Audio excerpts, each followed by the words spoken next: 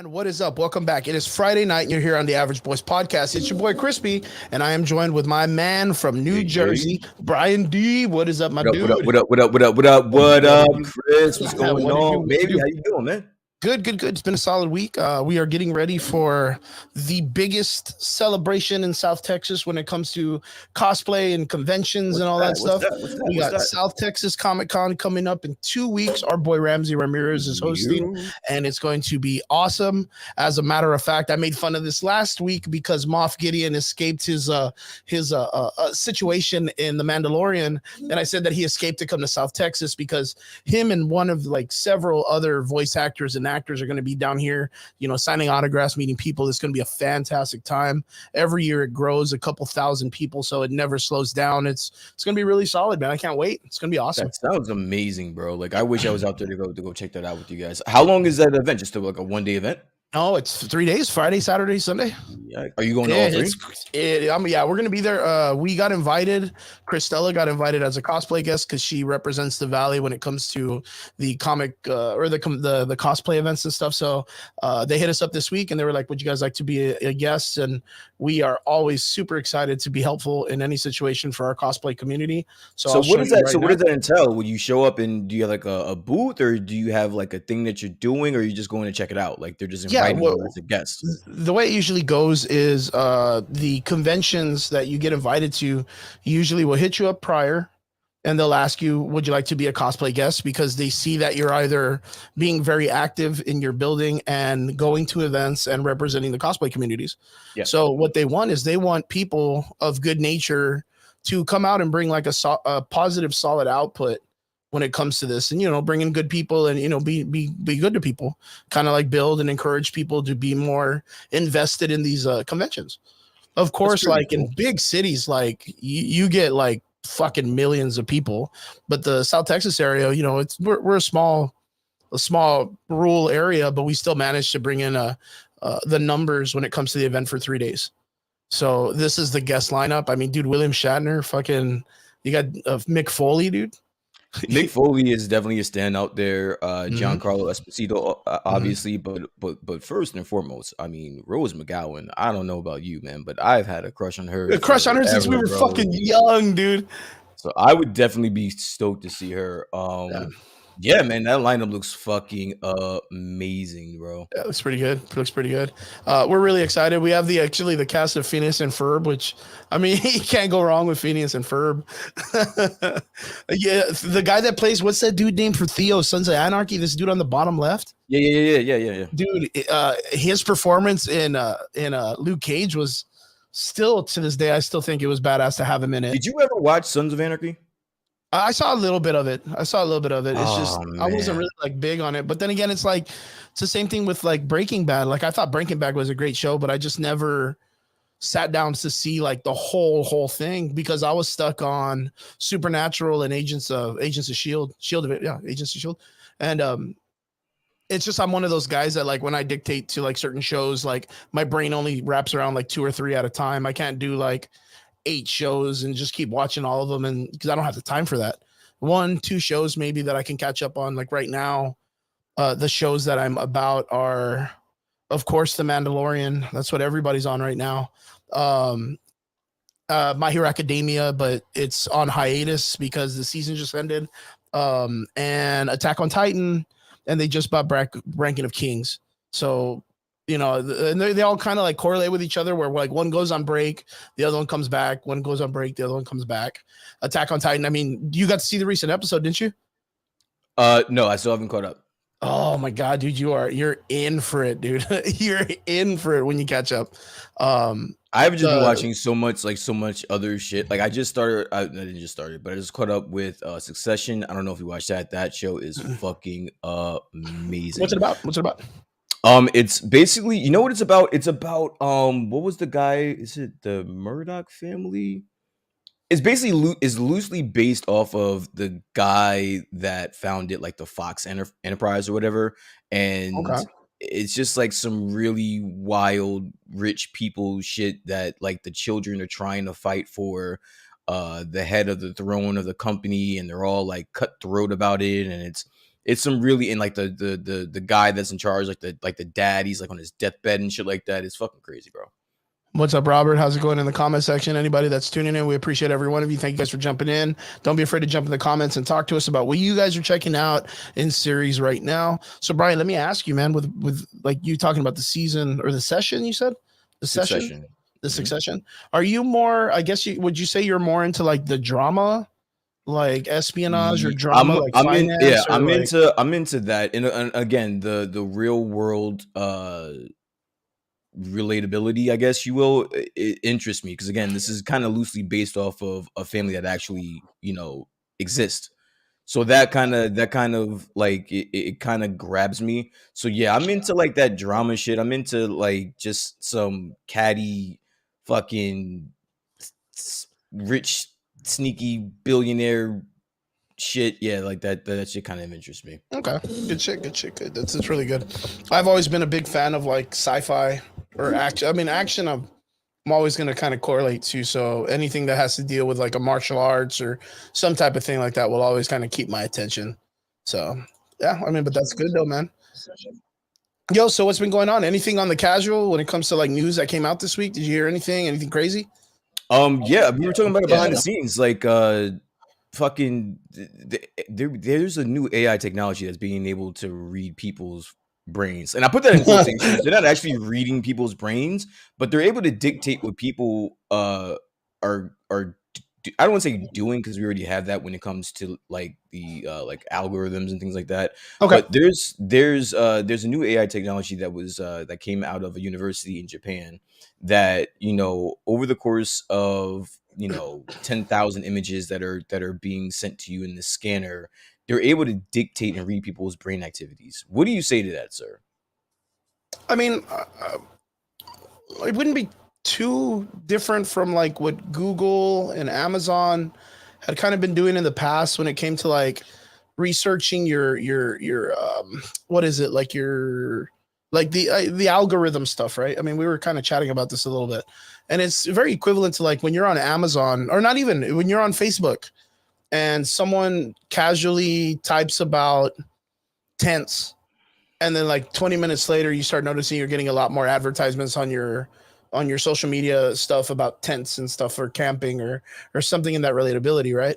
Hmm. um or when you're just amongst friends and you're hanging out at a bar and someone starts talking about gummy bears or something, and then all of a sudden you start getting a bunch of random like advertisements in your Amazon and Google and just it just starts popping up, and I Yo, think what there's made like your brain go to gummy bears? I I have to love know. dude. Why out of all the things you could have just said right now, you went to gummy bears. I'm telling you, man, I have gummy bears all the time, man. I'm gonna get sponsored by Yarborough one day, man.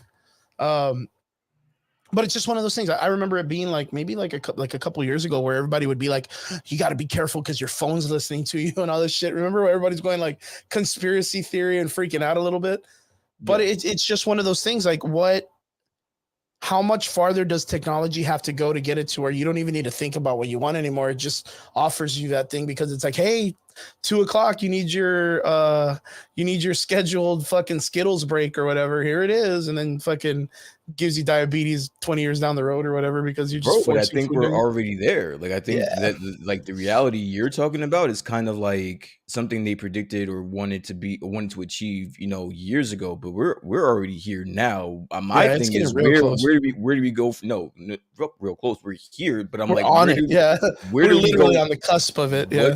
What's coming in the next 5 years? Because like Rob says in the comments, they're doing like the voice copying. I've seen that all over the place where now any celebrity can have their voice as an AI Altered or somewhere. altered exactly like, and We've now all seen those the gaming memes of the presidents fucking talking with Elon Musk playing Minecraft. Have you seen this? yeah. And then also like today again, they're trying to read people's brains and predict uh people's next moves and things like that. So it's very interesting, bro. You Very know what's even interesting. crazier than that? I was just noticing this today because I've kind of, I mean, you know me.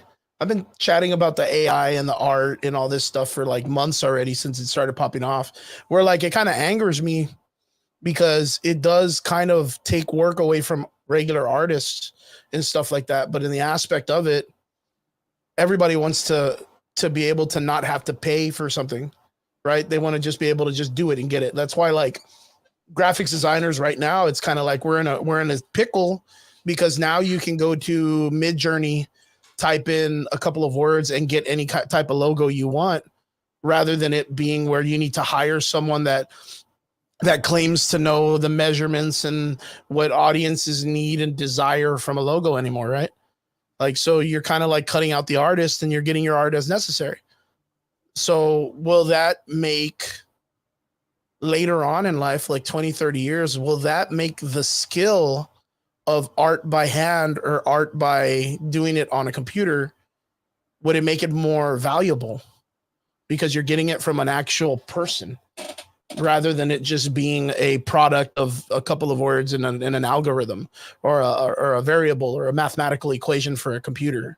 Let me Would ask that you a make it? question. Let me ask you that question. What do you think? Yeah. Being someone from the industry, being someone from the graphics design world, how do you feel? What do you think? Do you think in 20 years you will be able to or do you think that your physical labor, physical drawings will be more sought after than, you know, this AI algorithm type of shit? What do you think? I don't know, man. I want to say that it will allow certain graphics designers who are masters in their trade to be on pedestals because you'll use those people's names to dictate what the AI wants to theme their work on. You know what I mean? Okay. By an I individual. I do think that's usually how this thing plays out. But what about the average person? What about the person that's They're going to get not snuffed out. okay? They get That's what I want to snuffed get out to. completely. And the reason why I say that is because if you want to think of like a very bare bones variation of this, like action in history, it's what's going on at Walmart with the whole like self checkout lines. You know, beforehand, they literally paid millions of dollars out in wages to people to scan your food and let you go. Now they have these 3 aisles, 4 aisles, 8 aisles. It's jumping to 12 now, where you go in and just have the consumer scan their own shit, walk out and do their own thing. And now they just have dudes at the door and people stalking and making sure people, I guess, aren't stealing, which that's not really their job. They can't really like, hold someone down or attack someone for the case of Walmart or whatever. Yeah. Yeah, so it really snuffed out the idea of needing. I believe those people are called like a Cashiers. the registers or CSAs or customer service representatives. Like it really just took away that whole job. Right now, I I mean, just saw that. but listen, I'm sorry, dude. I love my self checkout. Like I feel so like I hear you, but give No, me the yeah, self you checkout. see how it's like, oh, you know what, that's a positive. But you know what I really do? I like to encourage like my younger kids here in the valley that are in my martial arts classes because they're always like, man, I really want to get some, badass Jordans, or I want to get like the newest game, or I wish I had some cash to do this. And I'm like, well, why don't you start like a little side hustle or a little hustle? Like, and they'll be like, well, what do you mean, coach? Like, what can I do? I'll go, you want to know something? I'll tell you what. You want to make a lot of money real quick, or do you want to make like just buttons? And they're like, Sell heroin. yeah, just start slanging. No, I tell them, I go, look, check this out. Put on like a nice suit, like a nice like jacket, pants, or whatever. Go to a local gas station and set up and say you'll pump their gas for them. Like you'll pump their gas In a suit? in a suit, like a nice little like a little. Bro, You don't have to be like super. you live in South Texas. Who the fuck is wearing a suit Those to are a canopy, gas bro. station They're outside? covered. They're covered. They're covered. They're cool. But the thing is if they started a nice valet gas pumping service, 100% they make $100 in like not even a couple hours, dude. Not even, maybe 2 hours. They I make get $100 that easy. part, but I'm not wearing no goddamn suit. No, And no but like, fucking, I mean, not at our. I'm not even gonna stand outside at my age, man. Fuck that. But the idea is like it's so crazy because we remember when we were kids, they used to have there you go, Rob. Just start your own OnlyFans, bro, man. Yeah, OnlyFans, you got it. You don't But gotta you know what I sling mean? that Like they gas, used just to sling that have, cack. You feel me? they used to have gas stations like that where you would go up to the gas station and someone would be willing to pump your gas for you. They'll be like, "Hey, man, you just pay here at the window and we'll take care of you." In Jersey, it's against the law for us to pump our own gas. We have gas attendants. So We're okay, we're the is only that real? state. Real? Yeah, we're the only state in the. I think we're the only state in the country where it's illegal to pump our own gas. We have people that do it for us. We don't even have to get out the car. Wow, I didn't even know that. Yeah. Why is that though? Why is that like a law though? I have no idea. Oh, that's crazy. It's a thing. So- We have gas station attendants. Hey, well, okay, well, gas station attendants, like knowing that that's out there, that's still like some type of like a career in that state. I wouldn't say like it's like a fucking college degree career, but it's something, right? But the thing is, like, that's been removed where I've been since like the early 90s, like the early 1990s. Like, it's been pretty much gone for a real long time. But the idea is like, if someone was to start that or reinvigorate that idea right now, people would look at it like it's like a privilege.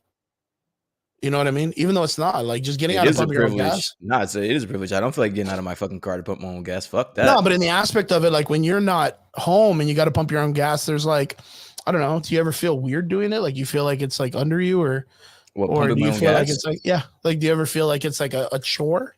Or is it like? I mean, I do. I mean, whenever I'm out of state, I have to do it, and I lived in Texas, so I know. Yeah. Like I've spent years pumping my own gas, so no, I don't look down on it. But when it's 101 degrees outside in Jersey, and I don't feel like getting out of my car, I got somebody to do it for me.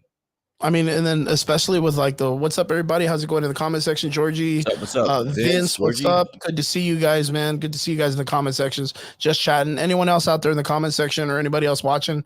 Don't be afraid to jump in the comment section, to add into the chat. Yeah. Let me ask you this question: would you rather pump your own gas, or would you have somebody do it for you?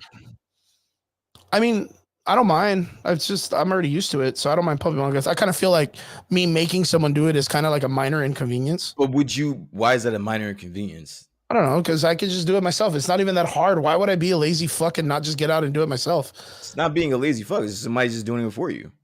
Yeah, but I pump my own gas. Like, fuck that. Like, I don't need nobody to do that shit for me. Okay, so now that's a job that someone could be doing for you. Yeah, well, that's what I was saying. That's what I'm saying. Like you're proving my point. Like you're saying like that's a job that can be given to one of your students or whatever that can be earning some extra cash. Yeah, that's what I tell my students. Rather do it yourself. Yeah, that's what I tell my students. I'm like, look, dude, like, but they ask me and they're like, why would that make us extra cash? It's kind of dumb. And I'm like, no, actually, it's not. It used to be this thing that was like a privilege. You know, having someone do it for you allows the people to stay comfortably in their car. It's the equivalence to like when you go to like a supermarket and now they offer the parking lot shit where you don't even have to get out to pick up your groceries. You know, it's the Uber of gas stations. The thrill of hitting 25 on the 25 mark. Yeah, that's what it is, dude. Being able to hold it full and then letting it go right on the number. Nobody ever understands how fucking thrilling that is. Georgie's asking a very important question. He says, okay, Chris, but if you had an option, would you wipe your own butt or use a bidet? I use a bidet. I have a bidet. You do not have a bidet. No, I'm not your ass in a sink. Stinking your ass in a sink is not a bidet, bro. No, I have a bidet. I really do. I bought one right when the coronavirus happened. And you want to know why I brought a bidet? Look, even Alex knows. Even Alex knows I have a bidet. You want to know why I bought a bidet? Because there was people standing in line for toilet paper.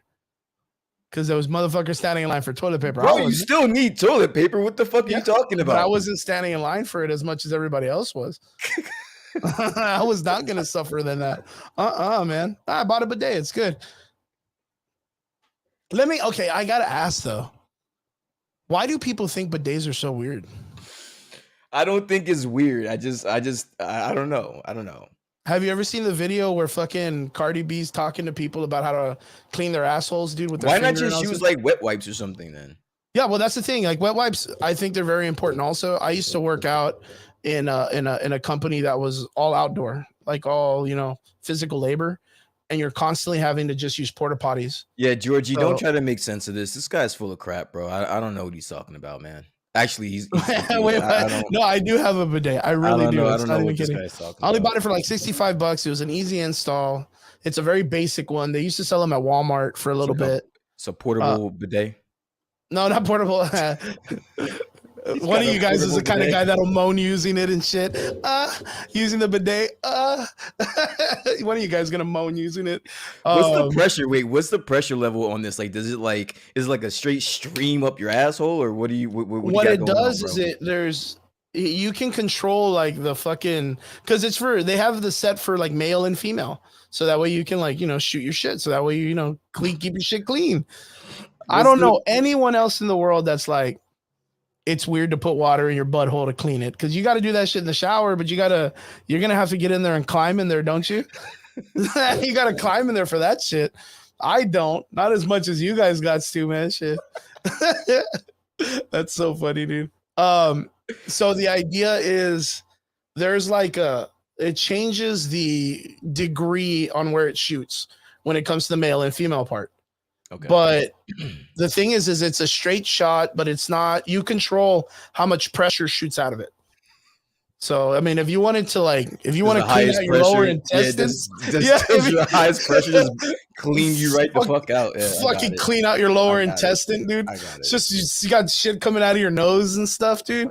Nah, man, you could control the pressure, but you don't need that much to just do what you need to do. Bro, I'm with everybody else, dude. I'm wet wipes as opposed to a bidet. Listen, I'm joking. I just have jokes. I think a bidet is kind of gangster, to be honest with you. But I don't know. No, I mean, I'm not trying. No, to I know that splash it's really all over my crazy. asshole. It's real crazy, like how in the sense that there's such like a weird margin of people that are like for and against it, and then some people think that they're just silly. But in the aspect of it, I one of my close personal friends in my family is a plumber, and they're one of like the best plumbers down here in the area, and they're the ones that'll tell you that like wet wipes, they don't deteriorate in your pipes and stuff. So those are like, they'll end up fucking up your pipes and all the city pipes later on. So like in the aspect of it, people can make fun of bidets, but we're doing something for, I guess, the environment, because we're not using as much, I guess. So my fucking, and this is the only place you will footprint? get this. This is the only place you'll get this kind of content, guys. I promise you. Yeah, that, dude. man. No, dude, I encourage people to get bidets. I really, really do. I encourage them. I think it's classy, bro. It's classy. Yeah, man. I wipe my ass. I drink my water with my pinky up, dude. You know, But you I mean? won't Like, allow someone to pump your own gas. That makes yeah, that makes a I lot of gotta get sense. with it, man. Nah, Makes a because then I lot of gotta get a sense. monocle, and then I'm gonna have to walk around like the penguin. And I mean, you gotta get a little gangster sometimes, dude. Fuck that, man. You know what I do? I roll down. Listen, I roll down my window like not even halfway, maybe like 3/4, not even like a quarter way. I stick my card out the window and I tell them whatever on regular or super or on whatever. Okay, so is you best actually rate. get to give them. They even do the card. Yeah, they do. Well, yeah. Okay, but okay. So let me ask. So like when those people come up to your window, because that's the thing that was the trouble telling my student who wanted to start doing like a small side hustle, is he would ask me, how do I get people to trust me with their card if I don't work with that company? I mean, that's a great question. Like, why? Yeah. Because we don't have it to where like if you go to a 7-Eleven here, we don't have people that are helping people out. Like we don't have service attendants. But if someone was to make something like that down here, I think it would pop off super hard. Easily someone will make a couple million in like the first couple years if they had a business with like isolated people giving gas to people like that. Because there's literally zero people that are doing that here in the valley. What do you mean giving gas though? Like I'm confused. Well, having a, what do you call them, a service attendant? Okay. Like having someone specifically for like a Stripes or specifically for an HEB or a Walmart that Just their pumping job gas. was to be like taking care of the gas station area, maintaining the cleanliness of it, and we're in charge of like the pumps to make sure everybody has their gas when they come in. Like if they had a specific person for that, or since there's no corporations that have that, and someone made a small mom and pop that offered that, I guarantee it would pop. Like it just sounds like something. That's literally every gas station in New Jersey. We do not pump our gas. It's literally illegal to pump your own gas in New Jersey. Was that made like a law during like the virus stuff, or had it been like that from before that too? I've never had to pump my gas. I've been on this earth 40 years. I've never had to pump my own gas in New Jersey. Okay. Well, I mean, Alex says then the problem would be would that be the problem? Because then the overdrafting on the card, that would be the person's call to be like, I need this much gas, right? They're not just gonna be Yeah. like taking your money though. And not only that, but come on, guys. Like this is 2023. Like if you don't have the funds on the card, it's gonna read that you don't have the funds on the card, and you won't be able to pump the gas.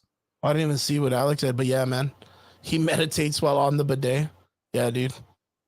That's yeah, I do that. There's no Alex. There's no overdrafting. It's you have a certain whatever you have on your card is what you have. If it's like if Yeah, you go, you just gotta let the person know if what you- you want for cash. yeah, if you How go to much? if you Yeah. go to order something on Amazon and you got $1 on your name, you're not gonna the purchase isn't gonna go through. It's gonna be the same Right. thing at the gas station.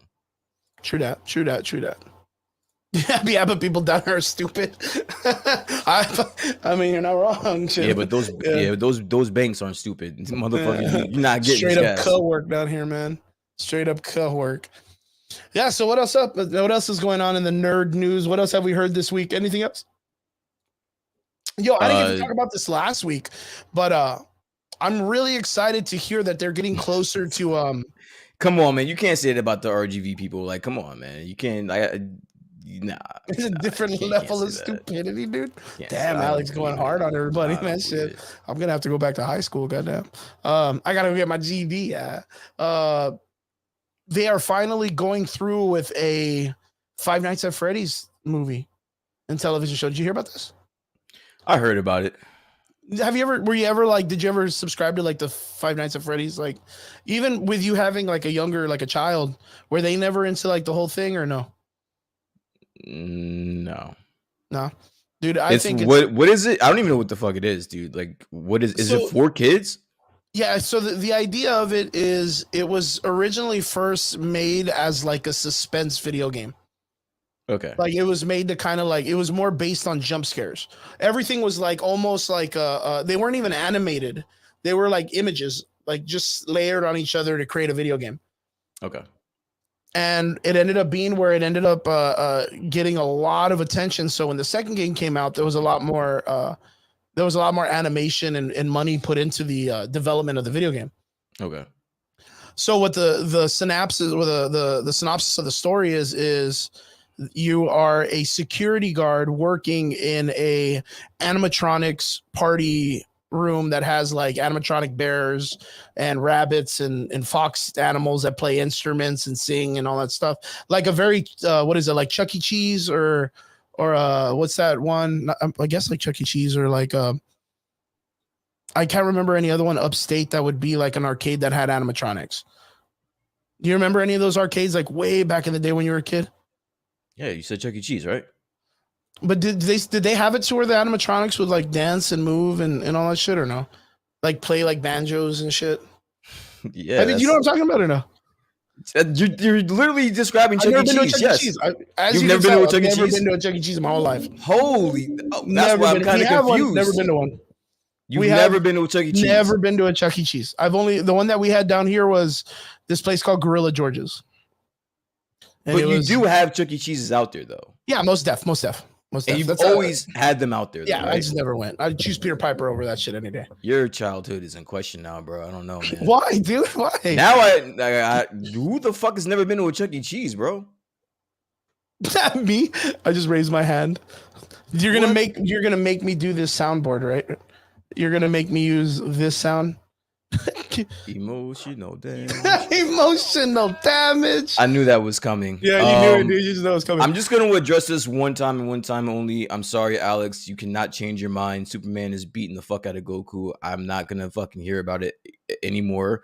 And yes, if you have I never can't believe been, it's still a if you have conversation. never been to a Chuck E. Cheese as a kid, I implore you, I demand that even at your age, which whatever you are right now, you George. go to a fucking Chuck E. Cheese. George and- bringing up that and that enjoy that. YouTube drama, man. He's bringing up the YouTube drama of Chuck E. Cheese recycles pizza. Have you ever heard of that? Oh yeah. No, listen, it's not good. It was good as a kid because we didn't know any better, Mhm. but it's complete trash as an adult.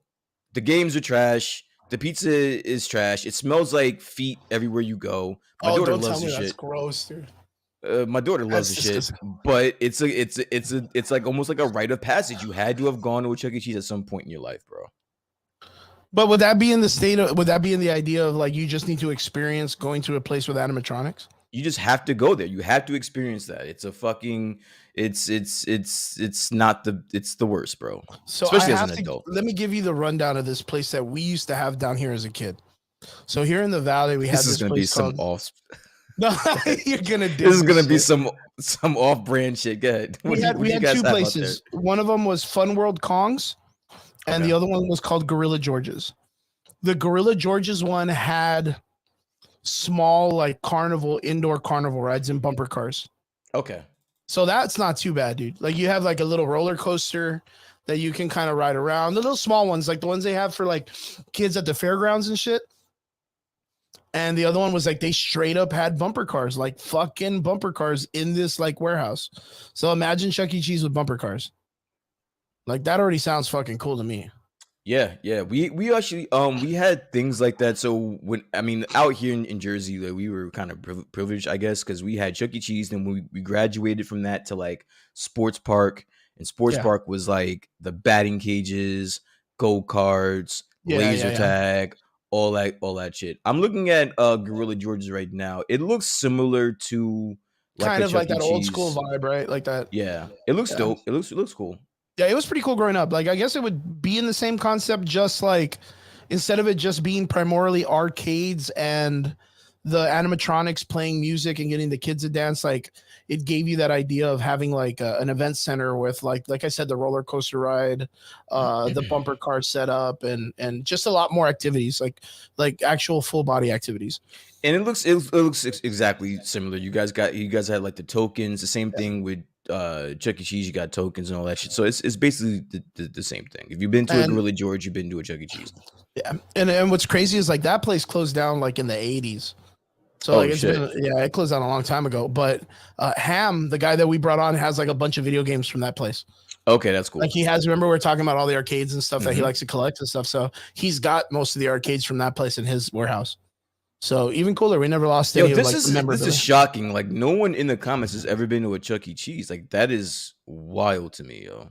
But then again, I want to say like okay, like in regards to that, in the area we are in, the Chuck E. Cheese, I want to say is fairly young also here. What do you Like I mean? want to say like it's maybe like in the last like 10, 15 years that it's been here. Okay. And Alright. that in the sense of business is fairly young, because a lot of the elder cats that would have gone if we were kids wouldn't have a reason to go just as like as an adults, you know what I mean? Like just say, hey, let's go to a Chuck E. Cheese. Like, you're gonna go to Main Event, or you're gonna go to Dave and Buster's, or you're gonna go somewhere else. That kind of changes things a little bit because I thought that you guys had them forever as a kid. Like now, I don't expect you guys to go to a Chuck E. Cheese. Like that time is come and gone. But I thought that you had a Chuck E. Cheese available to you like your entire life, and you just No, never no, went. it wasn't like that. Okay. But we did Alright. have like activity centers that were based on that kind of stuff. Okay. Like the one that we had was when we were younger was, like I said, there was one called Fun Time Pizza. No, Fun World. That was my Uncle Rob's place. My Uncle Dave, Bob used to own a place that was like a mini golf. Oh, cool. And it had like, dude, he was like a big Star Wars fan. So like one of like the tunnels you would go through Mhm. had like the actual replica costumes of like Darth Vader and stormtroopers, all Okay. in like plexiglass in a cave. So when you would hit the putter and go through it, you're then like fucking transformed into like a fucking Star Wars tunnel for no reason. It was wild, dude. But I mean, so cool as fuck. And then the other one is where Mr. Gaddy's used to be. I just cannot remember the name of not Mr. Gaddy's, but Dave and Buster's is on the area of another place that used to be there in McAllen. That was a really cool place. Mini golf, go-karts, all this stuff that was there. Like it's not something that we've never not had here. Yeah. It's just that they've been more mom and pop rather than a franchise. Mhm. So that's just the way the valley goes. It doesn't make that much money. Alex, if you feel so strongly Zone. about this, There you go. I need you to explain to me why. You can't just tell me that you changed your mind or whatever. Fantasia, dude. You're gonna have to tell me why. Like this is nonsense. Listen, I'm not starting this podcast off with this nonsense. Starting in the off the comments. Goku Superman. Like stuff again? I'm not starting with this nonsense. You're not even giving me hard facts as to why you were on my side. Now you switched over to the dark side, man. All right, fucking stay He's over a there. dark side. Stay over there, man. We don't need you on this side anyway, bro. Alex, you're still my boy. That's bro. because Yeah, you're like no. a big Goku guy, man. And that's the crazy part. I'm a huge Goku fan, but whatever. Yeah. Dude. That's very, very true. All right, well, let's start getting into the conversation. Yeah. So let's get into our first piece of information that's going on today. Something I want to throw out in the open real quick.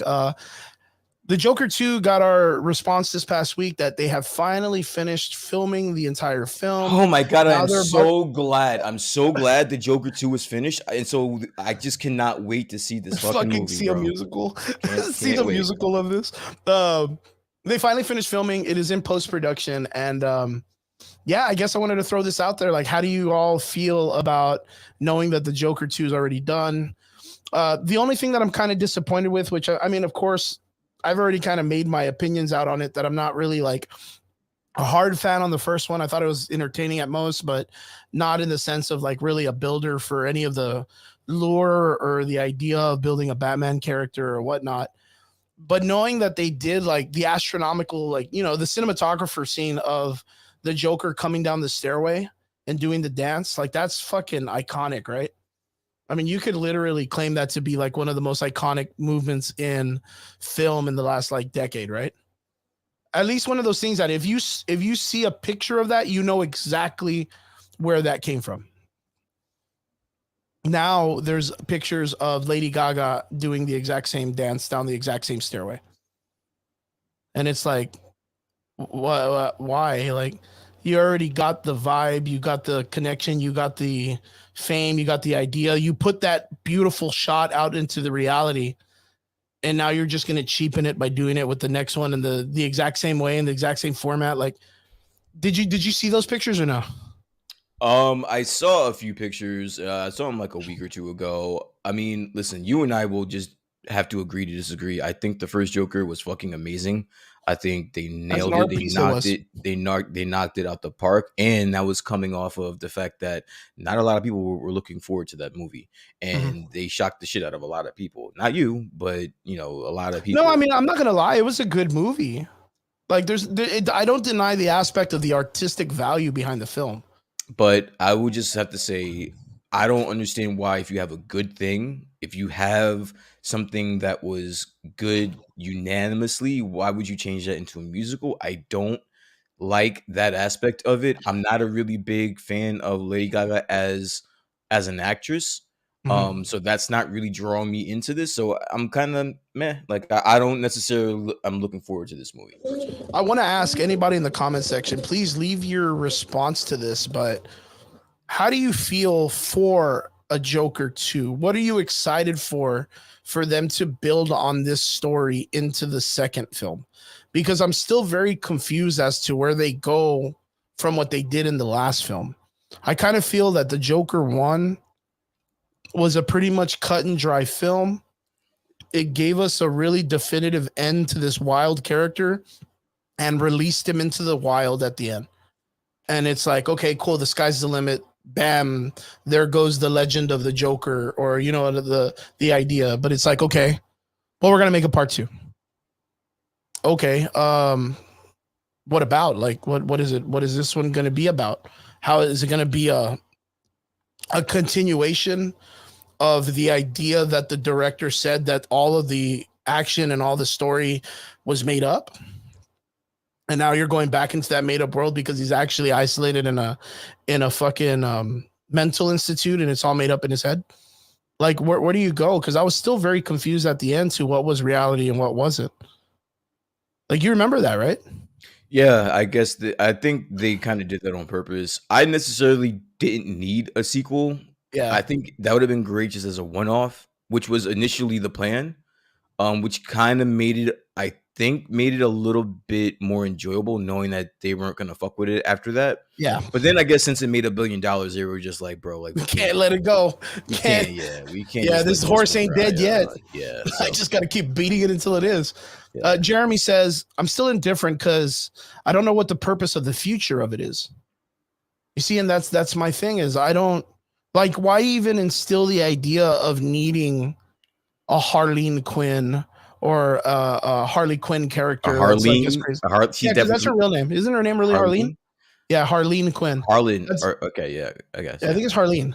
And that's like her doctor's name. Her doctor, like she goes by Dr. Harleen Quinn or whatever. But like, gotta milk that cow dry. Yeah, that's a good way to put it. Like, what do you do with that character? Like, so do you make the second film introducing you to Harleen Quinzel? Harleen Quinzel, that's her name. Dr. Harleen Quinzel, who then goes crazy like the Joker, but the story ends up being where it's not even a real story because it's all in the Joker's head, or is it in Harleen's head? And is it all like what is it like? I understand the first movie making it to where it's like a suspense a movie where it's like, oh well, what's real, what's not, real seven, mysterious, real like, ooh, can't tell what reality from. But how do you do it when you introduce two characters to a film? Then whose story is it?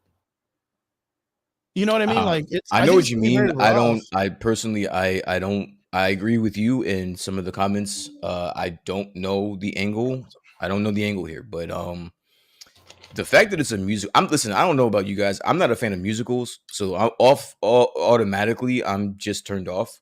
I'm not really into sitting in the theater and listening to people sing. Even though I think that what's her face? What's the one playing? Lady Gaga. Lady Gaga. Yeah, Lady Gaga. I think she can sing her ass off. Yeah, But she's good at what she does, man. That's not an issue. I'm not looking forward to a musical. I don't. Yeah, because it's like one of those things. Like even Michael Betancourt. Michael Betancourt, good to see you in the comments. Same thing, Jeremy. Man, it's good to see you, my guy. Myers, you also, dude. It's good to see you guys. Thank you all for jumping in. Do you think it's mainly for shock value that they're doing the idea of the musical? All right, ready? Here we go. We got Triggs in, man. He got back from his trip. We're about to bring this dude in. Let's go. Whap, whap, whap, whap, whap. Welcome back, Triggs. Yep. How you doing, Trigger? Can you hear us? I don't think. What's going on, man? Like literally just got. There it is. Oh yeah, I can hear you. Okay, good stuff. Good stuff. I wonder what it is. I think your internet's kind of a little slow. There you go. There you go. Oh. You got a little jumpy, but you're all good. All right. You get a little bit of a delay, but you're all good. How's it going, Triggs? Yeah, you're good right now. How you doing? Let's see. Good, man. Spent like 5.5 hours on the road. Yep. Sounds horrible. Tell us about it, dude. All right, let me see what I can do. Hold up. I'll be right back. Okay. Yeah, there's a little delay. It looks like with Triggs, he'll come right back. We'll introduce him back into the show. Good to have him in. I know he just flew. He just drove down to the valley from Austin, so it's a good 5 hours, 6 hour drive, man. So depending on how you take it, so you guys got to be tired. But I want to ask people this in the comments section, like in the sense of the idea of the Joker 2, we do know that they were talking about making it a musical from the very beginning. And the first person that joking, like I thought that was just like a rumor, but they were dead that was gonna serious. Be the joke of the Joker. They were like, "Yeah, we're gonna joke about this shit. We're gonna make it." But the thing is like, okay, in the sense of a creative, what would be the reasoning behind their idea and making it a musical? Is it because of the Joker is just like a random guy? Is it because he's so like what is it, like so chaotic in nature that a musical for his film would make sense? Like I don't know. Honestly, I have no idea. This makes absolutely no sense to me. But Triggs, you there? Yeah. All right, so yeah, you look way smoother, man. All right, so just to catch up, we're covering the Joker 2 being it just finished wrapping. It's going to be a musical. How do you feel about that? Stupid. Trash. Just fuck Okay. you. Wait. Okay, No wait. lube. Are you a fan of the first movie? No. Still haven't God seen it. damn it! You haven't seen No, it? you didn't even see it. Okay, so I can't even take Okay. anything he says then because like he hasn't even There's a seen little it. bit of less intrinsical value to that. Then I do agree with you that the Look, I second got movie the- sounds dumb. From the I've watched enough YouTube videos. I know what the fuck happens. I saw all the important bits. No. You have to see the movie. You have to see that movie, bro. You have to watch see party. it. That movie was Watch fucking party. great. I'm sorry, that movie was great. And I'll go out on a limb. I will go out on a limb. This Joker is Watch it. probably my second favorite Joker. You know what, dude? Okay. I'll introduce you to Trig Jaded, dude, because that movie looked fucking stupid. I think That movie Trick was created. that movie was fucking amazing. I don't give a shit. whatever, dude. Robert De Niro stole the show. But okay, No, okay. I won't say that. I will. I'm a huge Bobby De Niro fan, bro, and he did a great job. But Joaquin Phoenix was a masterpiece. But you know why the reason why Robert De Niro stole the show, right? because no one knew he was in the fucking movie. No, it's because of the fact that both movies that he was in were literally the reason why the Joker was such a successful film. They literally stole the whole idea of the Joker from Taxi and Taxi Driver and The King of Comedy, which were two films that the producer guy did, and they're both literally the same thing. Even the idea of the Joker going on a talk show and fucking killing the guy was like almost like word for word, almost part of King of Comedy. That it was part, all like- that moment was fucking amazingly done. Yeah. Amazingly done. Yeah. Like and it's I one of don't- those things. Like there was a lot of You inspiration guys are coming tripping. from different, from Scorsese's films, from those old school Scorsese films that he had done a while back. And Scorsese was already he was the producer of the film, and he was one of the ones that It was got like, Joaquin Phoenix he got the best performances of a male actor, bro. You kidding me? Like he fucking did his thing. yeah. I mean, I'm not gonna lie, like, but that's the thing. Like, it's like I said, like, there's nothing that in regards to me saying that the movie isn't an art piece. It really is. It did a phenomenal job on a cool character like dive, right? Which is It's not gonna it's not gonna touch that comic book. Yeah. It's not gonna touch that like at all. And that's why I said I said to people a long time ago, like they should have named this movie Arthur instead of the Joker. And then like at the very end, make it to where you ask yourself, yo, was he the Joker? Like, was he the Joker? Like, is that who they were? I that who didn't they- like the whole is he a Wayne thing. I didn't. Yeah, like it was that. kind of weird. I didn't like that, but Yeah. everything else was pretty cool. I liked it. But you see, like, okay, so the situation with this movie when it came out was like, right now, like the way you said that, like, I didn't really dig the idea of the Wayne, right? So when they would bring that up to concepts for the director in interviews, he'd be like, oh, well, was it real or not? Was that a part of the story or was that made Okay. up in the Joker's head? But then when people would come out and be like, oh man, I really like the idea that he might be a Wayne, and he'd be like, right?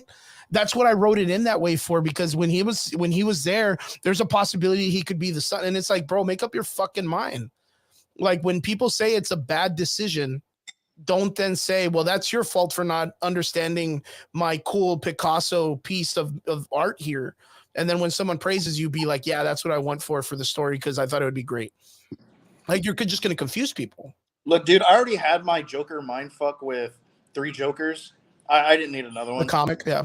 Yeah, I was good. You know, So Triggs, like I know you were off when we asked this, but like they're coming out with a part 2. It's gonna be a musical, or it is a musical in some sense. What do you think, or what's the possibility of them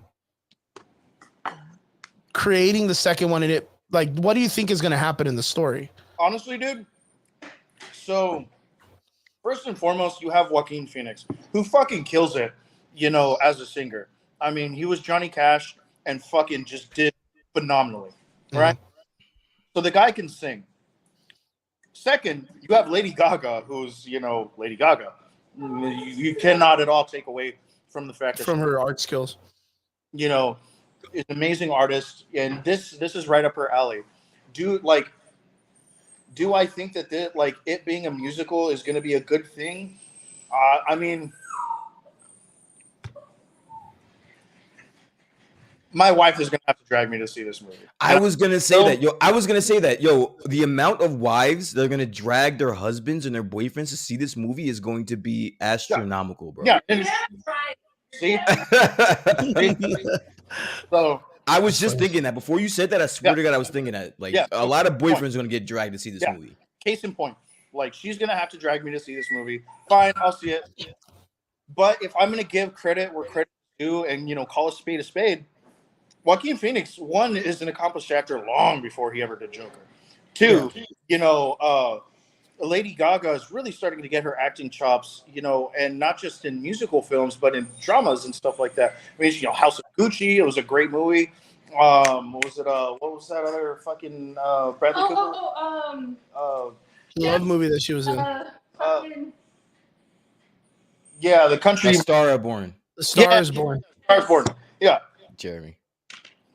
So yet again, dude, I mean, she can do this. She has the potential to do it.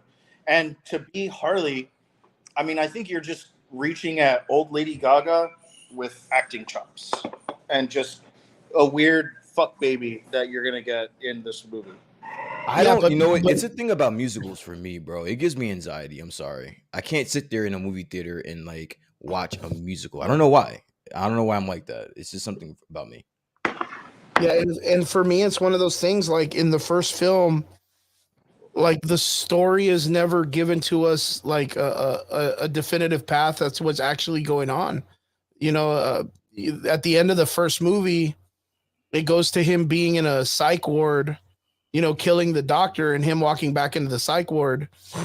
But now it's going to be a story based on another character who is not the Joker. So who is going to be the person narrating the idea of the story, and it being about, did it all actually really happen, that the city came behind him in the first one, in the police car and all this other stuff? Like nothing was definitive. So what happens in the second one? And then being that the picture that I've seen a lot of is that Lady Gaga is going to do the walking down the stairs scene like he did in the first film, which to me was a very iconic scene. Like that was iconically done. Yeah, but in those pictures, she's being escorted. She's not dancing and stuff. I don't know, man. I saw it as like them doing like the whole, like her dancing down the stairs. No, that was like an escort scene. Like, you're in trouble. We're prosecuting you. You're done with your trial or something like that. She's criminally insane. We're escorting you down the steps. So are you familiar with what the story should be about? Is that what you're saying? Like, because I don't even know what the story's about. I don't even know where you're getting the idea of being like escorted off the trial or whatever. Well, you know what? I think, I'm sorry, Trix, just 1 second. I wanted to say something to your point, Chris. I think it makes more sense, the fact that we don't know what's going on in the first movie, that anything could be on the table for the second movie. So it actually makes sense that they could make this a musical. I'm just not with it. I'm sorry, Trix. Go ahead. Well, the reason that I say that is because Harley Quinn is going to do something bad. She's going to kill somebody. She's probably going to kill like a guard or something like that. As probably going to still be a doctor, a psychologist, and who knows? I mean, that could be like a trial scene, and she's being escorted out after being proven criminally insane. See, check this out. Look at this picture. Look, there's that picture, the one I blew up, where she's like coming down the stairs with Joaquin Phoenix. Oh, I haven't seen that one. That one's a new one for me. Okay. But you see what I'm saying? Like, to me, like definitively, like that shot in the original Joker movie, that's an iconic fucking scene. Yeah, it's a meme. And now they're just redoing that scene with her doing the dance. Like, you know what I mean? Like, I get it to where maybe it's like they're on a date, or I guess, and he like drives her nuts, and that's the scene. But why take that shot? Like, you could have done it in so many different ways and given her own moment. Why take from that shot? I don't understand why they just can't leave shit alone, bro. Right. There's something about it. I'm talking about like the whole movie in general. That like I see why they would do that. And the reason being is because she's obsessed with him. So of course she's going to emulate him on so many different levels. And that being such an iconic scene. I mean, story-wise, you know, at least for the movie, that makes sense to have something like that in the movie. No, I agree with you on that scene. I'm talking about on a macro level. Like, why do we even need a second why film? do we need a second film? I'm not over that. Why Like- I said trash. Like, to me, I'm be totally honest with you. One of the appeals was that I knew that first movie was supposed to be a one and done. You're gonna get this one movie. Yeah, there was something about it that made it and magical that it was one and we're done. done. I'm like, all right, cool. Like, this is gonna be great. And now they're telling me you're coming out with another one, and another one that's going to be basically a musical. All right, And bro. the character literally, the Harley Quinn character is literally like the Joker in the same way. So it's going to be like super familiar with the first one. It's got to be like almost identical to what they're dealing with, except You're she's right, just Mike. falling in love with him.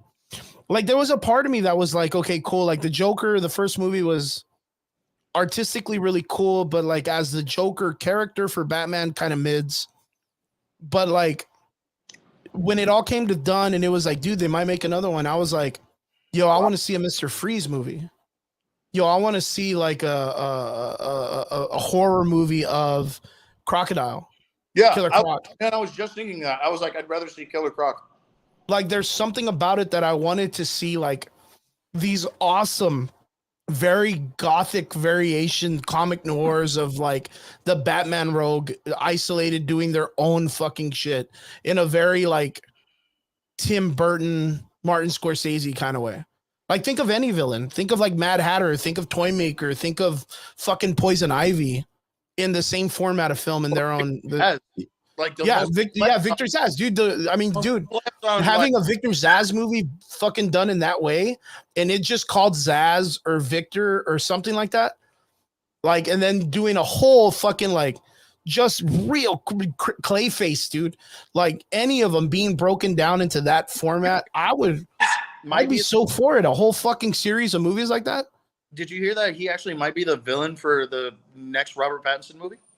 Who Clayface? Yeah. Yeah. I mean, the original. I mean, the Batman movie wasn't bad. The timing was bad, and they just made him kind of like Angsty. stupid. He was kind of like the dumbest Batman I've ever met. If he would have just vantage point the picture that he got originally, he would have solved it in like 20 minutes.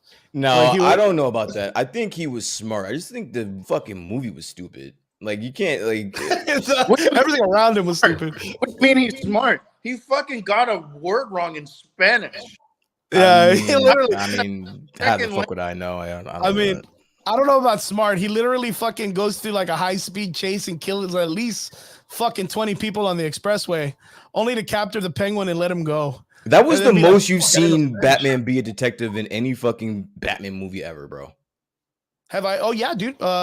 Christopher Nolan, the fucking bullet scene, the bullet in the wall scene. Remember when he recreates like the bullet getting shot in the brick and all that stuff? That was a really fucking, to me, that was definitively like one of the coolest Batman moments ever in a film.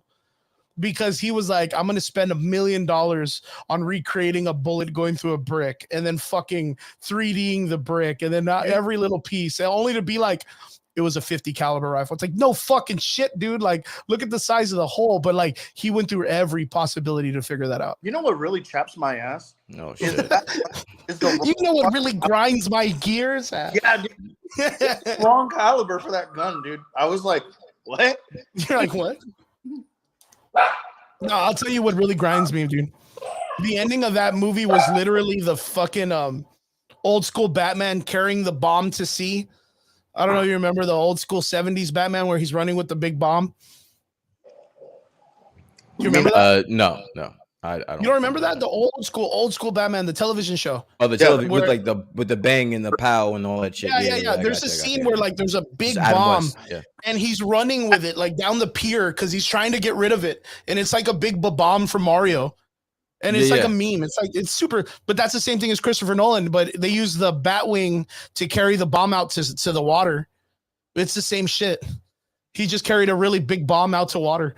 I just And think then the fake- writing on that movie was stupid. I think the acting was good. Yeah. I don't dislike that version of Batman. I thought it was really good. Damn. But the fact that we ended up finding out that the guy that we're supposed to be looking for the entire fucking time was across the street from the police station. Yeah, dude, it kind of the it kind of picture that pissed was me from off, the very bro. beginning. It You kind were of like, pissed God, me that off, politician, man. Dude, bro. That one.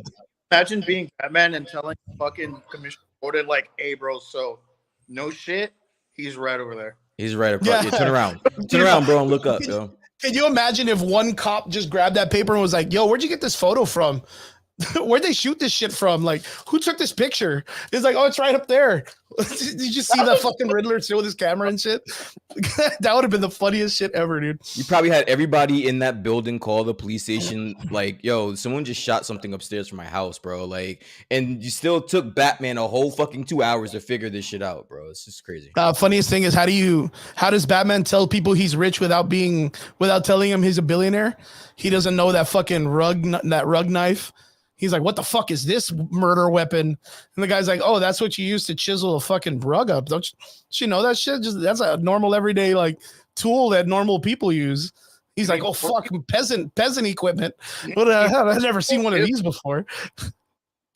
I'll tell you what's even wilder than that. Triggs, I know you were minorly a fan of the Titan series. I'm actually currently watching it. Did you know that the kid that plays Yes, I do. the one at the beginning of the Batman movie, Yeah, the one that's with the clowns gang? I made that connection immediately. Yeah, he's the fucking He's Robin. he's the other Robin. He's Tim Drake. Yeah, he's Tim Drake. That was wild, dude. And they made him gay. Yeah, oh yeah, of course. Yeah, but yeah, that's Tim Drake. I thought that was really, really cool. But yeah, I wanted to bring that up because I just wanted to know your guys' opinion on if you thought this Joker 2 thing was going to be something that was going to be like, I mean, yeah, we understood the first one was like another $1 billion movie, but how do you think the second one is going to be accepted? So, what do you guys think? How do you think it's going to be accepted by crowds? I'm sure, like, you know, you're gonna have the people who are gonna be like, "This is a fucking masterpiece."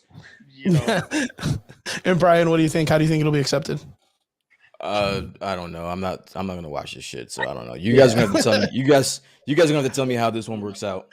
I'm gonna probably be the only one to fucking watch it. like to actually You and be Rob, like, okay. you and Rob are gonna be the only two, and Rob's gonna Me be like, too. "It's the best fucking movie on the Yeah, fucking Rob, planet." Rob's already excited for it. And I'm gonna He's be already like, excited okay, for it. I love him, man. All right. Okay, so onwards. Speaking of musicals, I have to bring up this next concept because this one correlates more with my boy Brian than any of us. Oh shit! It came out this past week, but how do you guys feel about the Marvels? Wait, why am I getting a shout out on this one? I mean, because I like the movie. Because you were, Because you were a big like- fan I of the like- first Captain Marvel movie. The I'm not movie going to was deny it. I'm crack, not going bro. to say like it was good or bad, dude. I'm just going to say like I know you were a big fan Just of, say of it was the first good. Captain Just say it Marvel. was good. Just say it was good. Then I think it was good as an origin story, like an origin story. Like I think it just they put it in the wrong. Tricks. Time Just say period. it was good. Just say it was good, bro.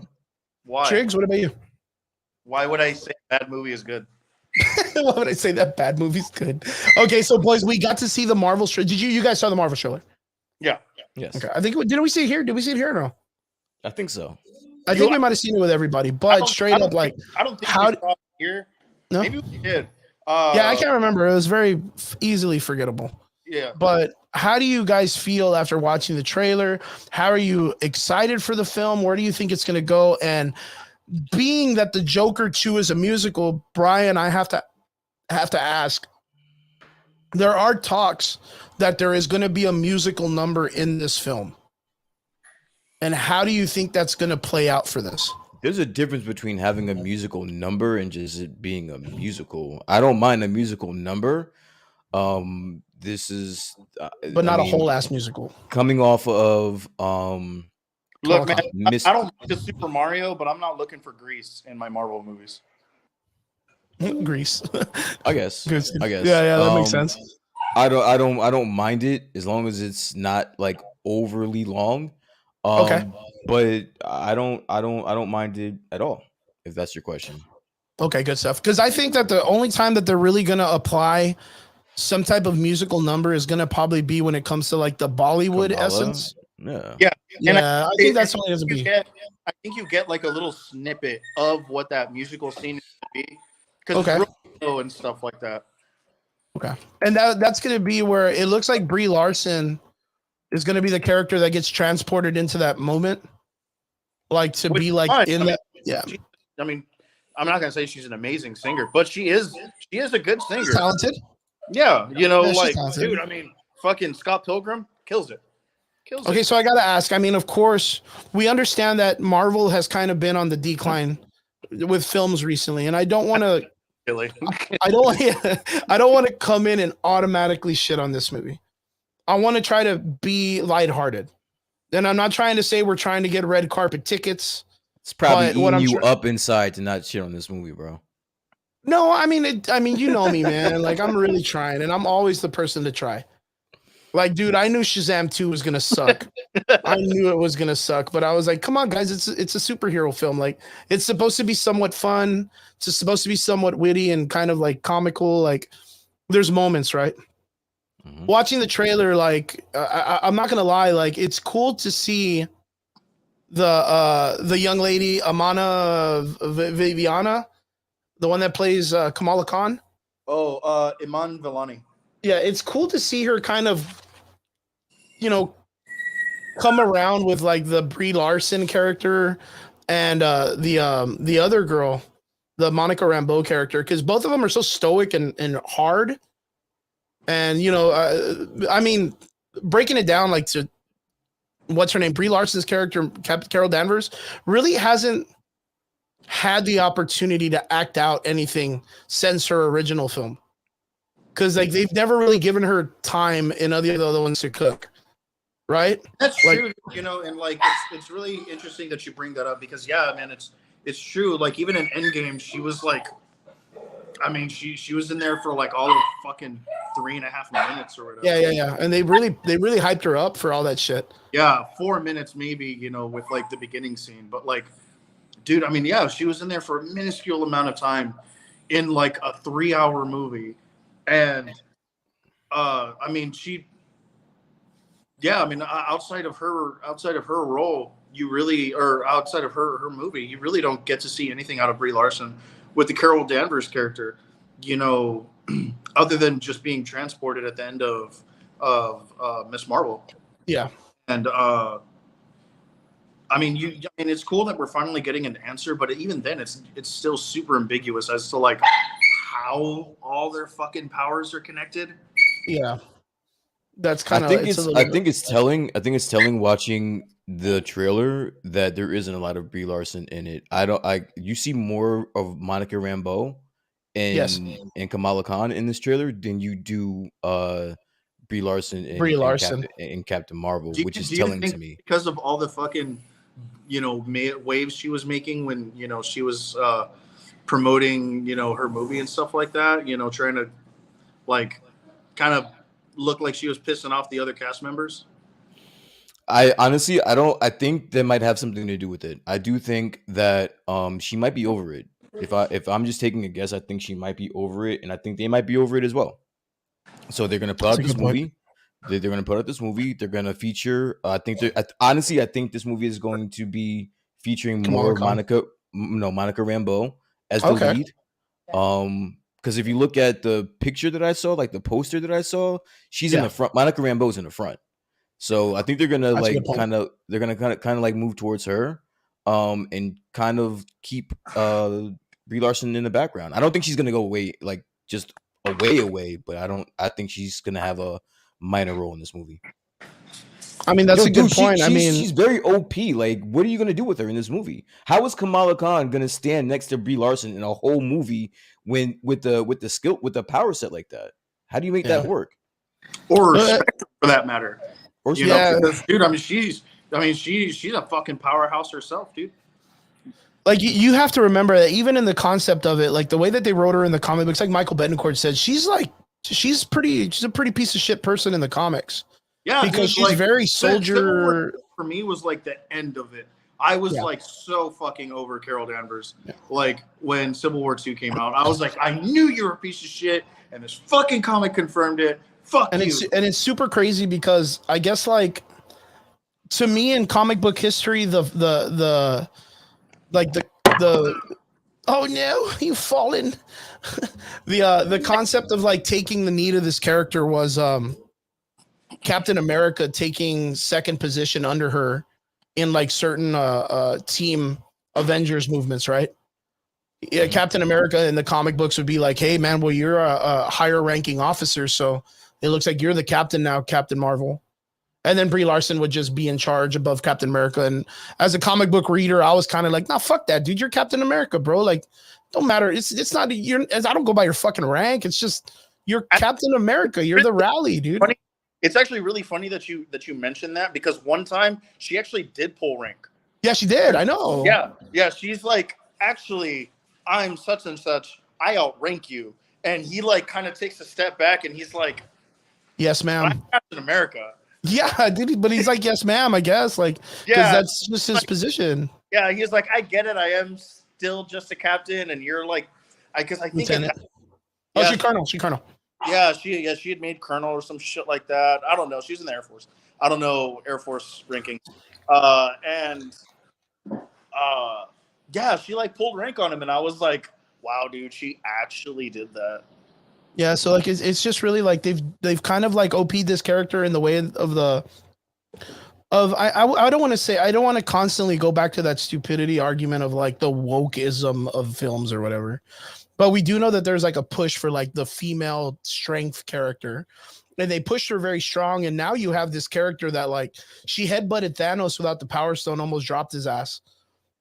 Now she's got to babysit a 15-year-old kid that has a superpower she got in the mail, like in space. Like what? I mean, what the fuck does she need the other people for?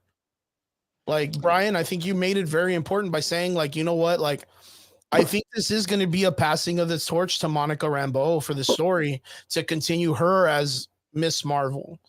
Like, they're going to make it to where it's Monica Rambeau as Miss Marvel and Brie Larson's going to fuck off to space or whatever and do what she always does. Because I hope I'm sorry to cut you off, Chris. Oh, it's fine, dude. Yeah, it's because I don't know I don't even know what to say about it. Like, it's so weird. I hope that I'm wrong. But the tone of that trailer kind of scares me. Like, the biggest critiques that I've been hearing of most people is that, like, especially with like Thor, Love and Thunder, and movies like that, is that it's been too lighthearted and trying to be funny and not serious enough. This movie looks right along with that. But yeah, but I kind of feel like Brie Larson's character needs to be more lighthearted. I think she needs to be more relatable to people, and I think having Kamala Khan here will help that out. But I don't think it helps the case of Carol Danvers' character. You know what I mean? You were like one of the biggest like proponent or biggest people that were saying like, what's with all like this lighthearted shit? Like where's the seriousness? Like, I'm tired. Like where's the seriousness of Marvel? You have a chance, right? You have a chance right here with a very serious character, and you're going to make it lighthearted. You make it lighthearted. But you know what? I'm going to tell you what you want to know, and you guys can tell me if you feel the same way about this, and you guys in the comment section can tell me. To me, one of the most memorable parts of Captain Marvel's original movie was when she's fighting the Skrulls in their spaceship, when she's doing all this silly shit. One of them screams at her, and she screams back. She's barefooted. She's trying to learn her powers.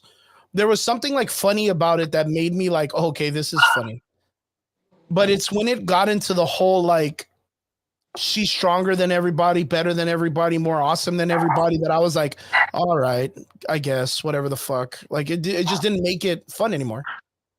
Now you have one character, Kamala Khan, who is a complete goofball that has to get along with this character that's been nothing but as emotional as a wet sock that's been Carol Danvers throughout all the films, the last 3 films she's been in. Like, they need to get this character to loosen up more. Like, they need to make her more family friendly. That's the easiest way. They need to make not Kamala Khan. They need to make Carol Danvers family friendly. They need to make her family fun so people love her. The people don't like, it's not even a sense of liking her as a superhero. Nobody cares about her because she's just so bland. Like her character is bland. But like, what's the most memorial part that you can think of from the first Captain Marvel movie? Her getting blown up. Which But part? I What think part that's is that? I think that's by design though. Like her whole story, her story arc is the fact that she doesn't know who the fuck she is.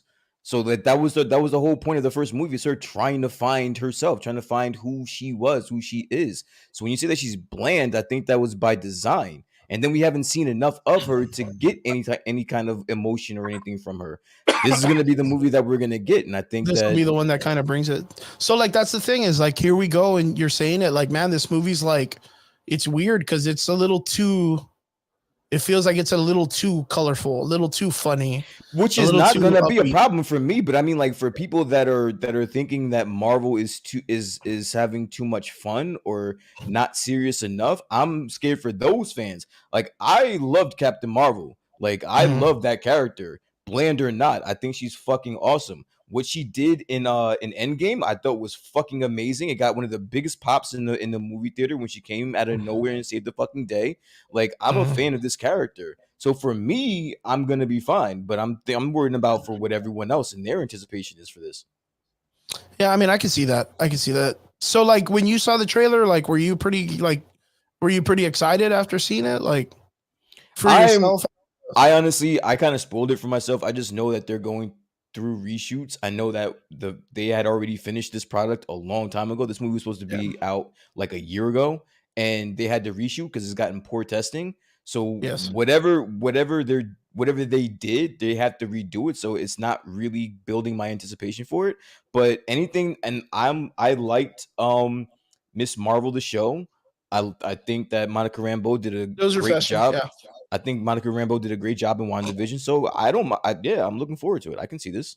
Good stuff. Good stuff. I mean, that's the most important part to me, is that I want to know. Like, for me, it's one of those things. Like, it's Marvel. I'm gonna watch it either way. You know what I mean?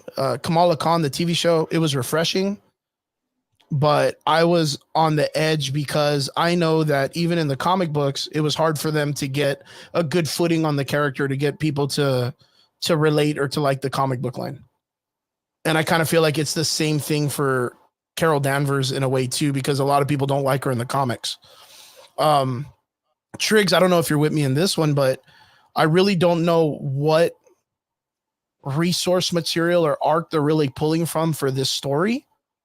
So I don't know if it's going to kind of be more of like this is slightly original. I kind of feel like they're pulling from the Secret Wars cartoon or Secret Avengers cartoon that has all of these characters in it. I But think I think this is wholly original. Like in my opinion, this looks like wholly original because, yeah, dude, like we don't have any source material that has the three of them like this Mhm. in this in instance. this way, yeah. Yeah, like nothing like that. And like, granted, I'm not gonna sit here and blow smoke up everyone's ass, be like, oh well, I'm the biggest fan of like these characters or anything like that, because I'm not. Mhm. But I am pretty well versed in Marvel comics, and I can tell you that from my immediate knowledge, no, a story like this isn't a thing that I'm aware of. And if it was, I'm really surprised I haven't heard of it. And okay, so my question next goes to Brian. Yep. Brian, being that we kind of have this idea that this doesn't really have anything relating to the source material, how do you feel that Marvel will pull through, doing that they have a lot more creative input into this story? It's a good question. Honestly, I don't know. Again, from what I know is that they're doing reshoots right now in a movie that should have came out a year ago. So A year ago. that doesn't speak well for what you're asking me. If Yeah, because they're I if didn't even know that. I didn't even know it was supposed to be like a year ago. Yeah, all these movies have been pushed back. All of these movies. Yeah. We were supposed to have gotten Quantum Mania about a year ago. All these movies were being pushed back because everything just got pushed because of the pandemic. But this Yeah, movie yeah. was this movie was done a long time ago. You're supposed to get, and they're doing reshoots right now as we speak. The movie's not done yet. Like we're getting trailers for it, and it's not done. Yeah, they're still finishing it up. They're still fishing it up. So I don't know. It's gonna be nervous. I don't know, dude. Michael Betancourt jumps in the comment section. Thank you, brother, for jumping in and saying some stuff. He says he thinks it's going to be more of a POV for Kamala and that it'll be with a lot of heart. I believe it'll make sense. Okay. And he says, I think it's going to pull from the new Accusers arc where the villain has to be Ronan's sister. So there's been some still shots. There's been still shots. Yeah, from the trailer of the girl, right? Yeah, there's been still shots of like an accuser with like the hammers and stuff like that, and with the bangles, and she's got a bangle as well. Yep, yeah, she has a bangle. So we do get a little bit of story there, which it's gonna be something that's original. So they're gonna have to get this right. Are they? Is there a lot of people speculating and associating that that's the second bangle for Kamala Khan? It looks like it. Yeah. So a lot of people are theorizing that that's where the other, because there were two, and that's where the other one was. Good shit. Okay, cool. Yeah, so pretty hype level about Miss Marvel, the Marvels film, pretty good. I'm still really cross fingers for Adam Brashear. I really want Adam Driver to make an appearance. Yep. I am super excited for some type of Superman character to finally make his way into Marvel, and I think Adam Brashear is top notch, especially if you're going to bring in the Sentry. You bring him Adam Brashear, you can get I can get my fight. King Hyperion versus Adam Brashear, dude. I can get that shit soon, I hope. So is this like a first week drop watch for you guys? Are you guys rushing out to see this? Or you guys? I don't know, man. I mean, I was really like that for Marvel, and not Marvel, but Mario, and I still haven't even made my way to watch the Mario Brothers movie. Tricks? I'll probably see it, but honestly, I'm going to see it for Kamala Khan. I had a really fun time with Miss Marvel, and I would love to see Iman Vellani, on the silver screen. And not only that, like my appreciation to want to go see this first week is to come out here and talk to you guys with it. That would be more of my hype, is to be able to just come and chat with you guys about it. Not really chat. I'm not as hyped about the next movie we're going to talk about more than this one to go see it on the first week. Okay. So fair enough. I'm probably going to see it when it drops, probably either Thursday or Friday. And being that we're talking about Marvel and talking about how it's been like low hype possibility for all the films because they're coming out mids, probably the most anticipated movie that people have been waiting for is the Guardians of the Galaxy.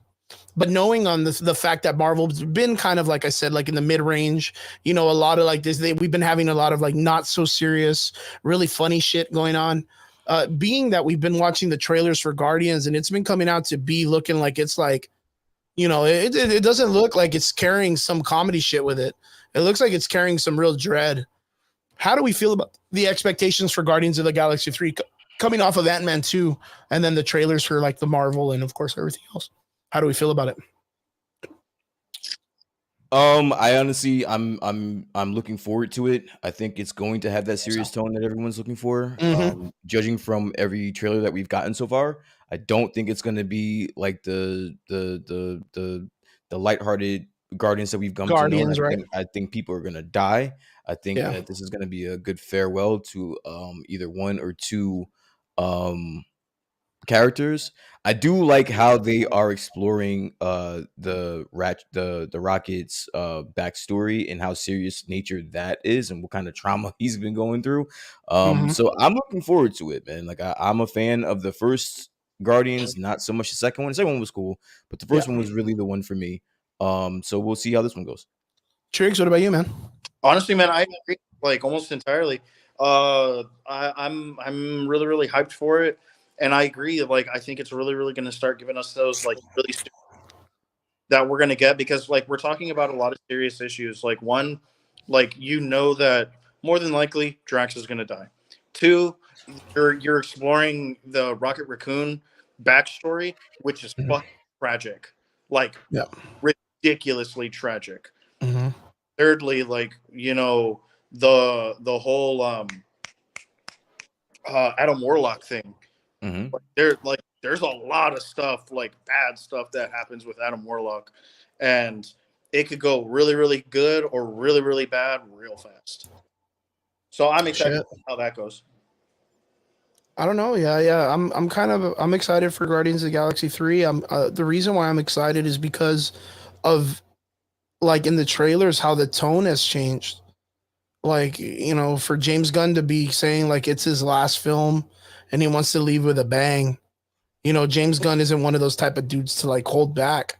As you can tell in Suicide Squad with all the characters he wiped out just on the beginning of the film, he was willing to cut through, all that smoke real fast. So he's willing to cut heavy characters out. So one of the things I was thinking about, and this is a long time ago, is I didn't think they would kill off Rocket Raccoon. Like I know that would be a great setup from Yondu's death in the last film, and being that the whole purpose was to be like, well, you're like me, you're exactly like me, and then you see Yondu die, so your brain will conduct the idea that, well, then if Yondu can die and he has to die, then Rocket has to die because he follows the same way. But in the sense of it, the overcoming story of the hero arc would be that Rocket doesn't die because he becomes better than that. That would be the intrinsical movement next, right? But I don't know, man. The whole demeanor of the trailer revolves around, like Trigger said, like the tragic backstory of Rocket, that he's gonna have to maybe make some type of sacrifice, and he ends up dying. We all know that Drax definitely is gonna go. Does he die? We don't know, but he is literally out. Like I will put money on it right fucking now, dude. Well, we don't have to, because Dave Bautista was like, I'm done. Like, there's nothing more this character's got. Like, I'm already done with it. I'm tired of doing it over and over again. With everything that he said, and he's like, yeah, dude, like I'm shipping off to DC after this. Like, yeah. Well, no, he's just. Why can't you just recast him though? Yeah, that's the thing. They'll do something like that. Like they're not gonna just be like, cool, like Drax is dead, because that's too easy in the concept. That's what I think. Dave Bautista said that he doesn't want to do the character because, one, for his age, it's hard to be shirtless and to maintain that body shape. Hey, that's understandable, but they have silicone. They can make you a bodysuit too, just like everyone else. Hey, shit, I mean, in this film, we see that he's in a spacesuit most of the time, so there's not an idea of just giving him a fucking uniform either. But Dave Bautista, I mean, we've talked about this before, where he's kind of a lot more serious than The Rock is at taking the artistic role of being an actor super serious. And he's kind of like gotten to this method where he's like Chris Evans, like, why would I come back and be Captain America if it's just the same character over and over again? Like, you could just write me to a definitive end and I'm comfortable with it. But the story of Drax, like his whole purpose in the comics was he was there to kill Thanos. Now Thanos is gone. He's also like human. What's up? He's also human. Yeah, he's a human being that gets like reincarnated by a group of people to kill Thanos or something. Something like that. He's actually captured by Thanos, and then like taken away and then brainwashed essentially, and given like super strength with like alien technology and stuff like that, and like just programmed to kill Thanos. Or to hunt Thanos, because he's got like the powers to see wherever he is in the universe. Yeah. So that's his whole purpose. But they took that away from him in the stories, and they gave it to where he was against Ronan, I think. Yeah, it was Ronan. And then it went to Thanos, but it didn't really have any meaning behind it. And now both those characters are gone. It's like, what do you do with Drax? Like, what do you do? Like, what's his story arc for the next, 1 or 2 movies? You don't got nothing. I can see as an actor of where he'd want to walk away. I just have to address, since we're still on Bautista really quick, Michael Bencourt's comments. He said Bautista has a great acting range, and he did great in Knock on the Cabin. At the Cabin. I saw that movie. I don't know if you two gentlemen have got a chance to see that movie. It's okay. I don't know if I'm agreeing with everyone's applause of Bautista. He did okay. He didn't like do like a great job. Like he was probably the best he's been in a movie, but that's not saying much, bro. Like that's, I mean, but then again, it's like you got to give him some props. He came from wrestling and is trying to get into like serious acting. That's fine. Then say that, but to say that he's got great acting range, I don't know about that. It's still very dry, right? Yeah, I don't know, because I kind of feel like he still acts the same way in most films. Yeah. So, but like to think that he's gonna get killed off, I don't know. I feel like that's kind of like an easy way to take Drax out. But I think the idea of them killing Rocket is probably bigger, if that makes sense. Mhm. But it's like you said, like, well, why don't they just like, because like, I mean, right now in the sense of it, like, Brian, do you see like a big value if Drax dies? Or Yeah. is it just like, eh, No, I do think that it's there's gonna some touch. value? It's gonna touch some. It's gonna pull on some heartstrings there. Yeah. Well, I do think everybody, that. I think like Peter Quill and everybody crying around him, you know, that's gonna make me feel like shit. Because I mean, by far, Peter Quill's character is probably like the most tragic character in the MCU. He's like Thor in human form. He's lost everyone. I don't know, man. Spider-Man's Peter Parker's pretty bad, dude. Oh, I mean, dude, everybody's got their fucking moment, right? Like everybody's just fucking in just horrible shape. I mean, fucking Pepper Potts lost fucking Iron Man out of everything. You know what I mean? Like just crazy. Fucking Doctor Strange. That one chick that he loves in every universe is like, you're a huge piece of shit. I don't either want to. way. I don't want to measure trauma, but Peter Parker losing his aunt and then have nobody know who the fuck he is. That's pretty.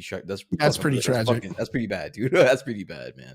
Your But yeah, girlfriend. You it's- lost your girlfriend. You lost your best friend. They don't know who the fuck you are, bro. Yeah, and you gotta act like you don't know them either. You and gotta act like you don't. you know gotta who the walk fuck by they them are. every day and shit. That's rough, man. That's tough. But then again, it's the same thing like Thor. Thor lost his entire civilization in like 1 minute. He had his brother's neck broken in front of him. You know, Fucking, they came back, dude. It's fine. everyone except Hawkeye. Because Hawkeye lost his whole goddamn family in a cook-off, dude. Yeah, dude. And then got ran over by a goddamn snowplow in real life. yeah, dude. The toughest. Yo, event- you know what? Shout out to that motherfucker, Jeremy Renner. Like, he's been going around making some awesome news happen every day around him. I don't know if you guys are watching his shit, but Dude, like he has Not with the new Disney thing. Was it like, renovation. Yeah, I- renovations. Have you heard about that one yet, Brian? No. He's buying equipment that's not being used by the city or the government anymore. That's for like saving lives, and he's renovating them to like go help people that don't have like certain things or like fires or like he's just doing good man shit, dude. Kind of like Akon in Africa when he goes over there and does a bunch of like amazing like community service things and spends like all his money there. Like Jeremy Renner's doing the same thing, and they had a really beautiful fucking interview with him the other day, and the reporter was like, now that you've gone through all this and you've broken like 62 bones in your body and you all your lungs were out and your fucking eyeball popped out of your skull and your This guy nephew was saw almost it. out of here. Yeah, he's like, what if it all happened again? What would you have done? And he's like, nothing. I would have done it the exact same way. He's like, I would have done it the exact same way. He's Yeah, like, I wouldn't have changed anything. fucking. And I was like, motherfucker, dude. Like, and now everybody's saying that he's one of the strongest Avenger. The toughest Avenger. That's so fucking cool, dude. Shout out to Jeremy Renner. I'm glad he fucking pulled through. Fucking soldiered out of that bitch, dude. Like straight up. Well, guys, I'm excited for Guardians of the Galaxy 3. I looked at it, he looks fucking amazing. Yeah, I think it looks fucking cool. Can't wait to see it. It comes out in a couple of weeks. And yeah, we'll probably be first in line to watch that motherfucker. Guys, did you hear that Mario Brothers has broken box office numbers? Yeah, Yeah, makes dude. sense. It has dominated. And my question to you, this is just a pop through because I'm not going to try to push through this for like the next 40 or 50 minutes, right? Because I haven't even seen the fucking Mario Brothers movie. But I'm seeing it Sunday. oh shit, nice, Yeah. nice. Brian, did Probably you get the to only watch it three- after I all? would say we're probably the only three schmucks that have. We're not only watched the this three movie. nerds that have not seen this fucking movie. You know that we're fucking lame. I haven't but it's seen okay. it yet. Yeah, we're okay. But yeah, it's broken box office. But guys, what do you think? Like, who are the people that made? Let me get this shit right now. I'm gonna fucking listen. Mario. I already have it up Mario. if you- Who made the movie? Universal. Yeah, it's from Illumination. Illumination made the movie, Illumination Studios. which is a Universal property. So they've had a really good year. They've had Mario, they've had Cocaine Bear, they've had Cocaine Bear. that's the The Universal same guys that made project. Cocaine Bear made Mario. Yep. They've had a Fucking really good Yeah, but year what- so far. The Banks who made this fucking. Sing Despicable Me. Mhm. Yeah, dude. So these guys have been up there. So do you think that these guys are up in arms to dethrone Disney from being like the animation studio, like across the market? No. Stop. Dude, I've heard millions of people say that the animation for Mario was fucking awesome, dude. That's The great. video game but, adaptation listen, has crossed the $500 million mark globally in box office numbers. That's Wow, great. that's awesome. That's great. Universal Illumination. That's great. Hats off to you, but let's not get overboard. Let's not get too encumbered Disney here. is still Disney, bro. Like that's the OG triple OG, man. They're not going nowhere. So with the idea of this movie making so much money in this short amount of time, what do you guys think is the opportunity for them to pull off something like a Smash universe?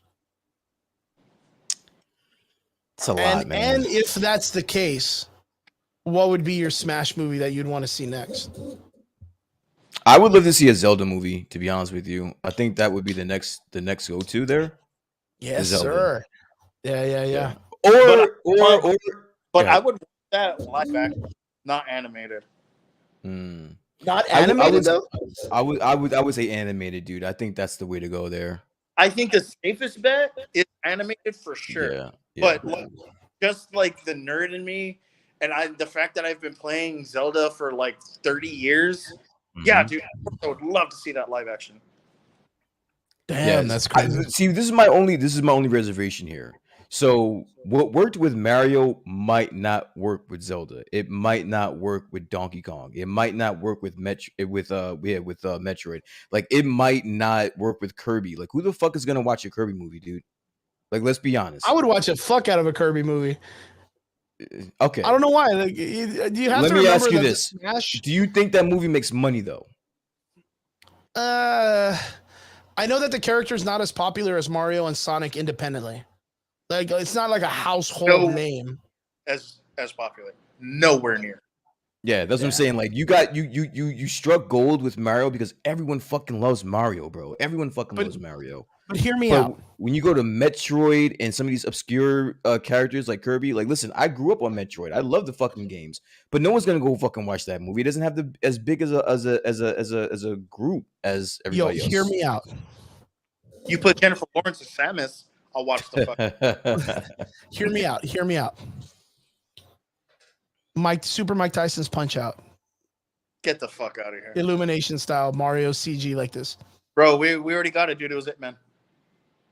No, I'm talking about like a Pixar animated? like CG animated film of Little Mac and him going through the roster of all the characters from Super Punch Out. Soda Popinski, Macho Man Randy Savage, fucking Bald Bull, fucking all of the characters, Glass Joe. The dude with the turban, you might have to switch that. I don't think you're gonna be able to pull that one off in 2023. Yeah, that's Tiger. That was Tiger or something. That's Yeah, a that good guy- one.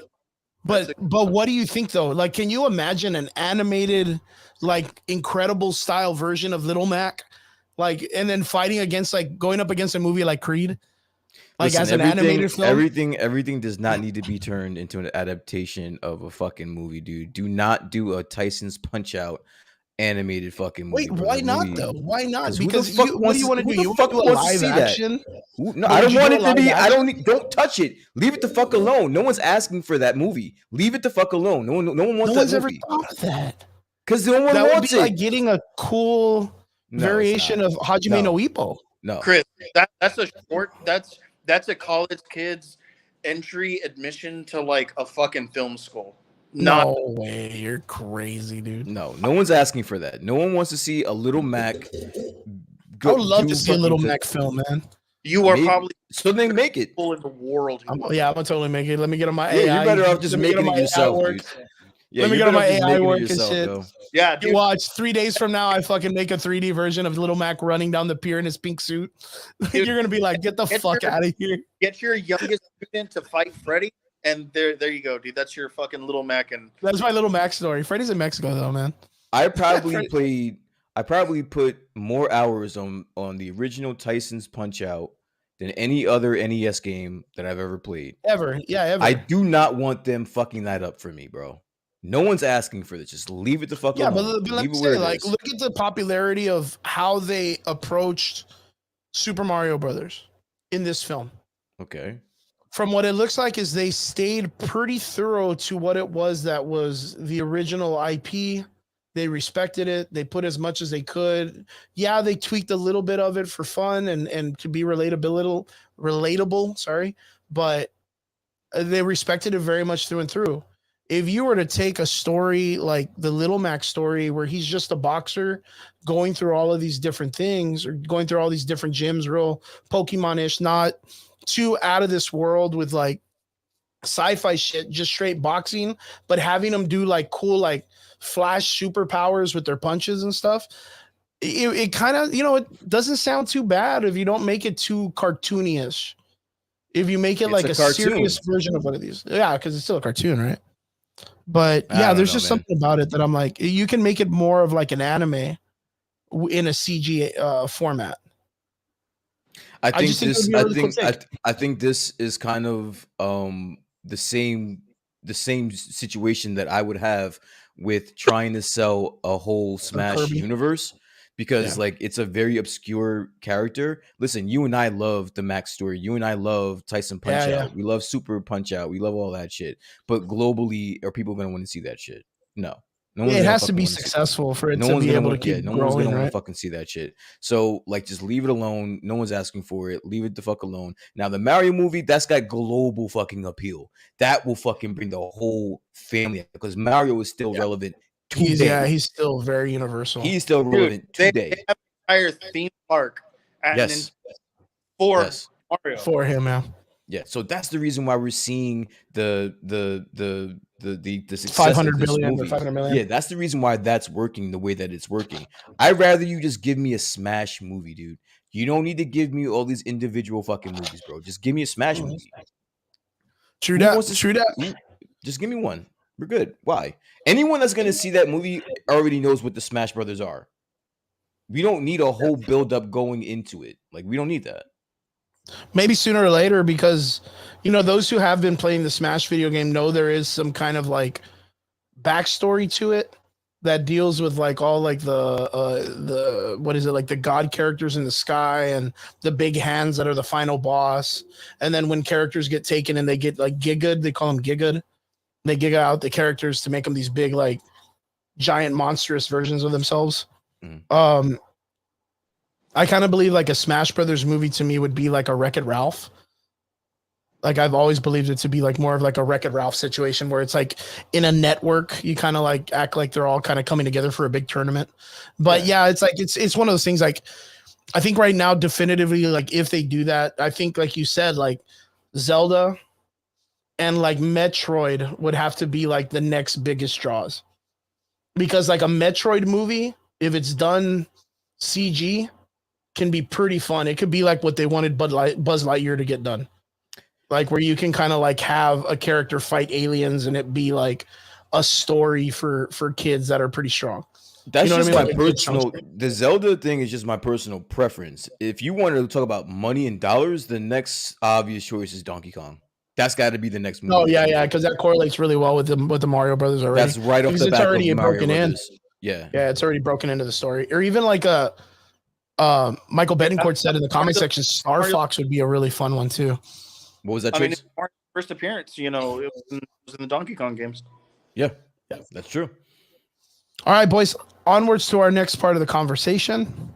It's going to probably be our last conversational piece for the night, but let's get into it. Mandalorian, season 3, episode 7, probably by far the best episode that the Mandalorian's been bringing us for this season itself. I'm going to let you guys attack this first. Whoever wants to go first, give us our goods, our bads, tell us your favorite parts, all that stuff. I'm going to take a little breather real quick. I'll be right back. You guys talk amongst yourself. You've been watching it? What did she say? She's jumping in. She's But like, yeah. What'd she say? What'd she say? Wants in on this. Okay, no, bring her in. No, bring her in, because I have a very important question. I have a very. Can she come closer? I want her to. I want to see her face reaction when I ask this question, because I also loved this episode, but I have one fucking question that has just been killing me. It's just been killing me, right? The one All right, good go ahead. is Pedro Pascal. That's it. Get out. Okay, all right. Enough of you. Enough of that. All right. So, Trix, let me ask you a question, bro. The only thing, again, I love this episode, but my only question is this rogue Mad Max sector of the Mandalorians that have been living on this planet since the fucking thing jumped Destruction. off. Yeah. Yes, since the destruction. Can you explain to me how in the fucking world did they not realize an Imperial base being built on their fucking planet? How did they not know that? No, I completely see that as like the biggest plot hole of like the it's just like the franchise. No, Like what the fuck? I would have to say that's like my biggest gripe. I was like, you guys didn't know this was fucking happening.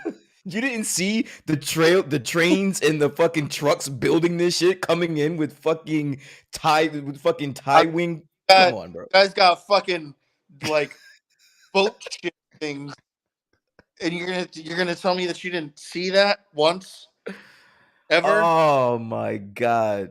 When they walked into the trap, spoiler alert, guys. I'm sorry. I saw that coming a mile away too. When they walked into the trap, I'm like, yo, there's no way you're gonna tell me they built an entire Imperial base and nobody fucking knew. You cannot explain that to me. You can what that just made no sense. I don't want to shit on the episode because the episode was great. But that just boggled that confused the fuck out of me, bro. What did you think of this episode? Honestly, man, I thought this was a great episode. I thought this was like one of those where like you're seeing like a huge character development. You're seeing Bo-Katan kind of like come into her own as like a leader and stuff like that. You know, Paz Vizsla, you know, like laying it down for the cause essentially. And like, dude, you know, like I thought it was really, really cool, but kind of on like what Chris has been really, really harping about as of late with this season. Yeah, man, there's like a huge lack of Din Djarin badassery. Respect. Like, Yeah, they're you know, like- disrespecting this guy the whole season. and like really wanting and stuff like that. And like I get it occasionally and stuff like that, and it's cool. But I'm wanting the frosting, bro, not the sprinkles. Yo, dude, that's what I think. That's what I think. Collectively, all three of us have had that same issue now at this point.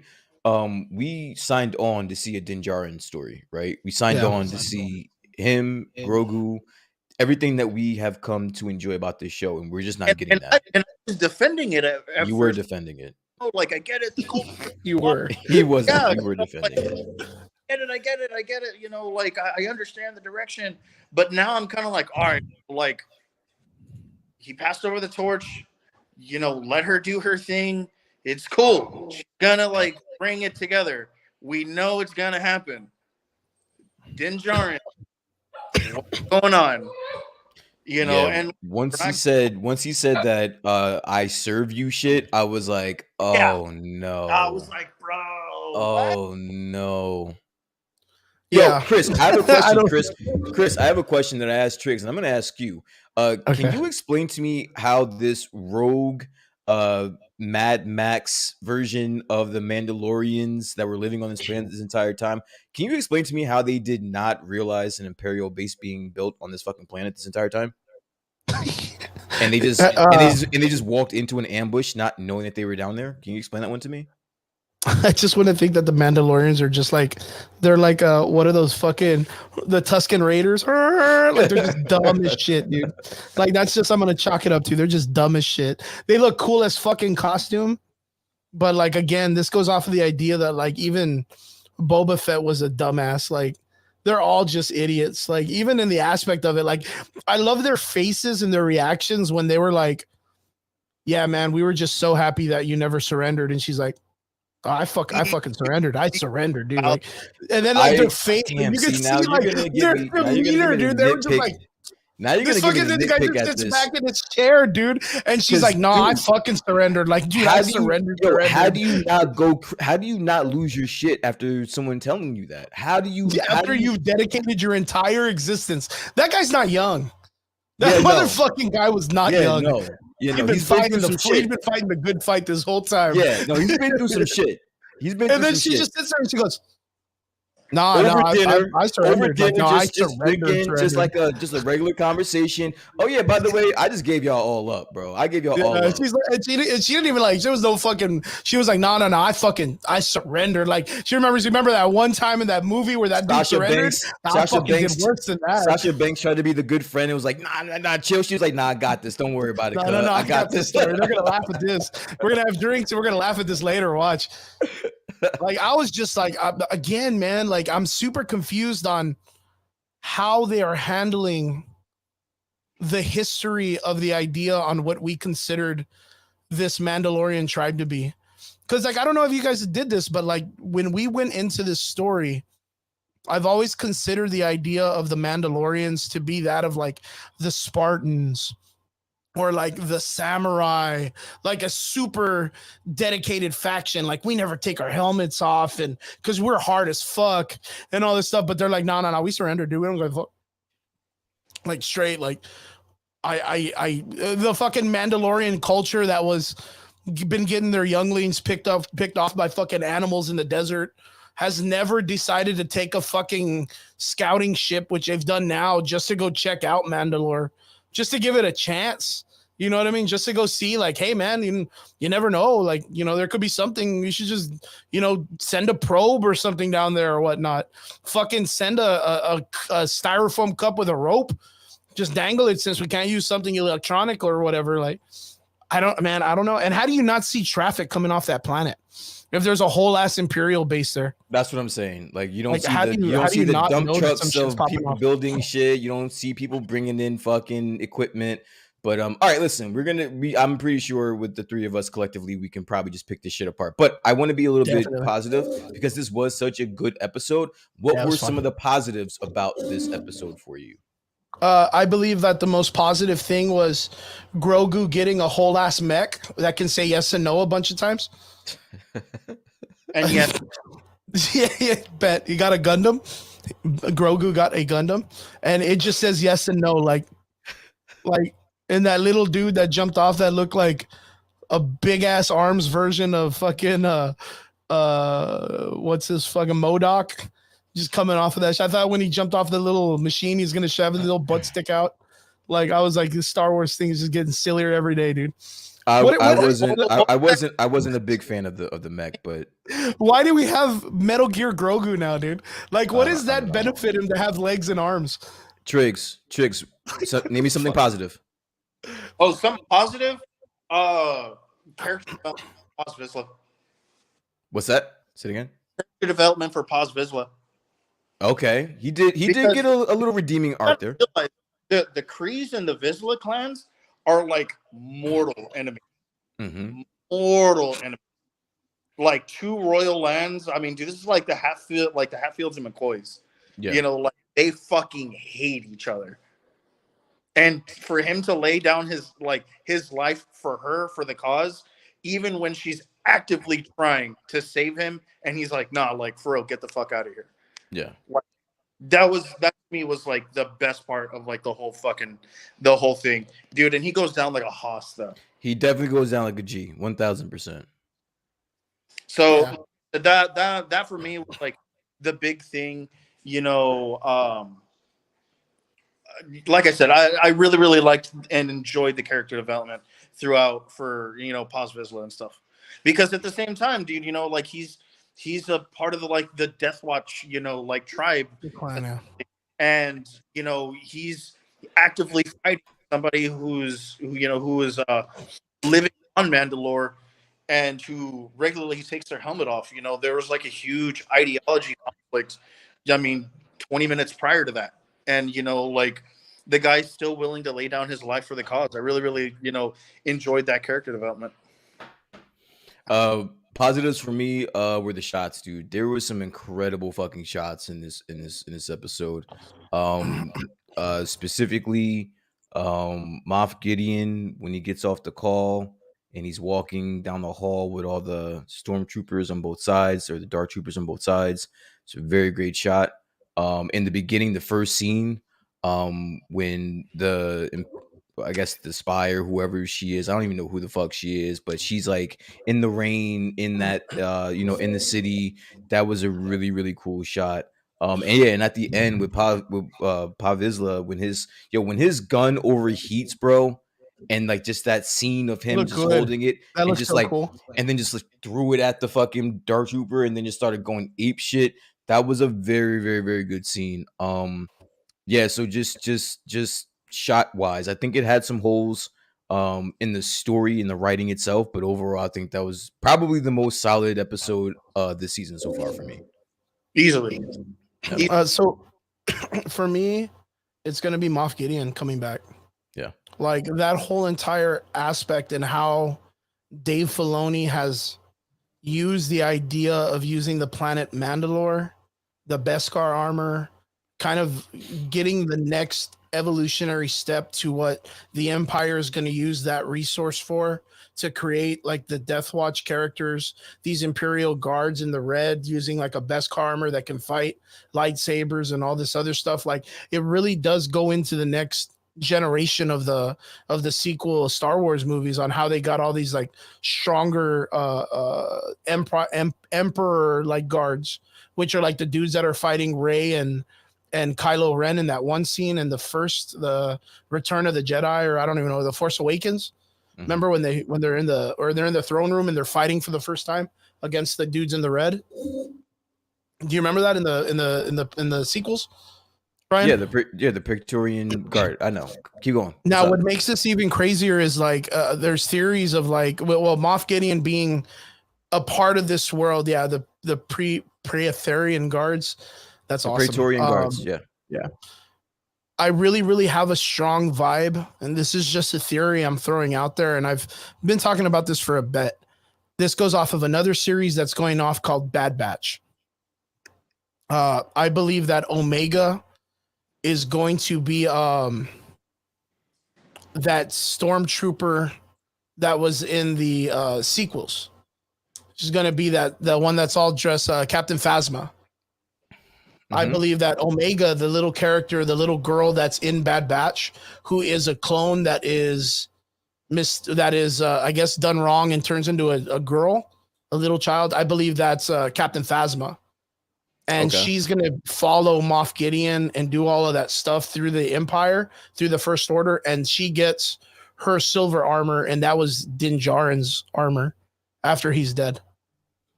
Gotcha. And that's going to be a where good- she gets her Beskar armor from. Because she's That's going to good, be like one of like the tops. And she's like a Bad Batch, like a stormtrooper, like one of the characters that were like grown to fight, like a Boba Fett. She's going to be like an impressive fighter. But she's gonna grow up in the First Order so crazy and so good that she's gonna get Din Djarin's armor, and that's why her armor's silver in the prequels, or in the sequels. I'm sorry. Makes sense. That's crazy, right? Because she had such yeah. a small entry and fight with Finn in the sequels, but they purposely made her armor like super shiny, and there's only one other character in all of Star Wars that has armor like that. And it's Din Djarin. So that's just my take on it. And now that Moff Gideon's involved with it, you know, I think it's super crazy. I think it's an impressive idea that if that's the case, Dave Filoni's really put his work into making sure that all of this kind of like fits together. Yo, what's Moff Gideon's problem with fucking General Thrawn? Like, what's his deal, yo? The fact that he's been around. So he's Okay, like, so we're all here well- putting in this work. Where the fuck are you, motherfucker? Type of thing. it's because the throne for the Empire is vacant. And there's a lot of these dudes that were like, nah, fuck the Emperor. I should be sitting in charge. Because most of them got there through the Empire army variation of getting up to those levels of character. And Palpatine did it through politics and the dark side. And Vader just got up there because the motherfucker can choke you without touching you. He was the OG, triple OG. Like there was a bunch of fucking lieutenants and generals and all that shit that hated the fuck out of Darth Vader. Because it's like Kylo Ren's situation. Like, what makes you so fucking like, why are you in charge of the ships? That one redhead dude, remember? He was always like, fuck you, dude. I don't give a fuck. You just choke people. Run up and find out Use a then. laser shot. He's like, well, what's up, man? Let's go out the parking lot. Run up and find out then. Come up. I got gloves. Got gloves in the trunk. A lot of these lieutenants and people hate those type of people, but Thrawn was literally the next person under Palpatine. Mhm. So everyone's clamoring at the idea to like, well, not fuck that guy, I'll do it. Plus, And Moff that, Gideon just has that mentality, dude. military standing was truly unmatched. Yeah. Like Galaxy. Like next to Palpatine, it was Thrawn. Okay. Admiral Thrawn's fleet was fucking massive. I mean, even in the idea of like the Ahsoka show, Thrawn knowing the fact that he's up for grabs as the Empire, who does he choose to be his second man under him but another fucking dude with a lightsaber and a cape? Mhm. That one dude with the orange lightsaber. He's like, why would I not have one of these dudes as my second man? Hey, That man, was the Emperor. if it ain't broke, don't fix it. Yeah, if it ain't broke, don't fix it, man. Because you look at it and it's like, here is Moff Gideon, and he wants to be like the Emperor, but he's approaching it in a different opportunistic way, which is like, well, I'm going to use the Mandalores because the Mandalores is like the most untouchable army on the planet.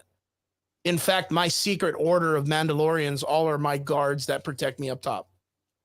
Like, and I even have this armor that I'm going to suit all of my guys with when I become Emperor. You know what I mean? Like it's his way of trying to get up there and having a resource as a superpower to make sure he locks that position down. And he's willing to challenge Thrawn for it. You know what I mean? So the title of this episode was called "The Spies." Let's do some theories, guys. Let's put our tinfoil hats on. Who were the spies in this episode? I think for mine, it's gonna sound really shitty, but the armor. I think the armor is one of the that's a popular opinion because she's a part of the what is it, the Death Watch. Death Watch, and so's Moff Gideon, I believe. The other one is the fucking dudes that used to train under, or the ones that used to be under Bo-Katan. That one dude, the one that fought Vizsla. Yeah. And the other one is that one weird white blonde-haired kid in the background. Like the pretty boy Mandalorian guy without the helmet. Yeah, I think the popular opinion is the Armorer, because of just the way that she elected to take the wounded or whatever and didn't want to stay down there while they were, roaming. But if I just wanted to get a little bit crazy, I think I would have to agree with you. I do think that some of the overlooked characters are that one guy that was with playing chess, right? That was playing chess. I think he should be looked at. And also, honestly, the fact the fucking Mad Max crew, dude, like you cannot tell me they didn't know something was down there, bro. You could not tell me that. Yeah, I'm having a hard time understanding that. He walks them to the forge. He was like, I could do you one better. I can show you where the forge is. I'll bring you down. So he knew where it was. And then all of a sudden he takes him to the forge and they make like a turn. And it just so happens like that's where the fucking big ass gate to Moff Gideon's fucking underground base was. Yeah, Skinny Pete. Yeah, bro. I think I don't want to overlook that crew too. They're brand new. We don't know who the fuck they are. They just randomly have been on this planet, this desolate planet for God knows how fucking long. I don't know. I don't trust them. Yeah, there's something weird. I really mine is the armor, and the reason why is because of the way that they do their helmets with the horns. I did see that because a lot of people are talking about that there was this faction of Mandalorians that truly believe that Maul was the last. Yeah. Well, Maul was the last emperor of Mandalore, so that's why they all put horns on their helmets because it represents when Maul was in charge. And it's like, well, why does the armor have little horns on her head when no one else does? Why is her so special? And even bigger than that, just to not even kind of narrow down to Maul, but just the fact that they were sympathizers of the Empire. They thought that things were better off in their favor under the Empire. So when there was orders, so like, I can definitely see that. Triggs, do you have any speculations, any people that we don't see as a usual suspect here? Man, you kind of took all the good answers. We're really pushing. Well, I mean, not just that, but even though we don't want to give the usual suspect answers, for me, I can't make an educated decision because I don't have enough, behind Fair me. Enough. I'm in the same boat. It's very hard to kind of figure out Well, I'm kind of also lost for words as to like when someone goes, "What do you think's gonna happen in the next episode?" Well, Dude, fuck, I I don't know. I think don't even know how you got here. no, we all kind of have a speculation what's gonna That's happen cool. next episode. What's gonna happen if our John. main character gets fucked up next episode? What are we gonna do? I'm expecting it by now. So how do you feel about that? Like I'm because there's already so many reports going out that the Mandalorian movie is going to be it for Din Djarin and Grogu. So okay, like, so he lives. so he's going to be. But how does he live? Like, I'm not saying like how does he escape. I'm saying what if he lives, but they do that shit, and now he like fucking hates the Mandalorian. He works with Moff Gideon as a lieutenant with his helmet off, and he's like, fuck that little kid in the mech suit. Is that Like- confirmed that Din Djarin is gonna be in this Mandalorian movie? Yeah. Okay. Oh, that's pretty crazy. I mean, but then again, it's like you go to any of these movies and all these characters have made. Yondu's in Guardians of the Galaxy 3. If I'm not mistaken, I believe he's fucking dead as a doorknob in the second movie. So why is he in the third one? Flashbacks. So Din Djarin could fucking die in the next episode and just be in the Mandalorian in flashbacks. I mean, it's true. You know, who knows? I mean, you know, right now it's anyone's guess. It's cloned. It is anyone's guess. Oh, John, Big John, what is up, my brother? From Corpus Christi asks, what do you guys think? You think Boba Fett makes a cameo appearance to try to help out the Mandalorians? No. nah.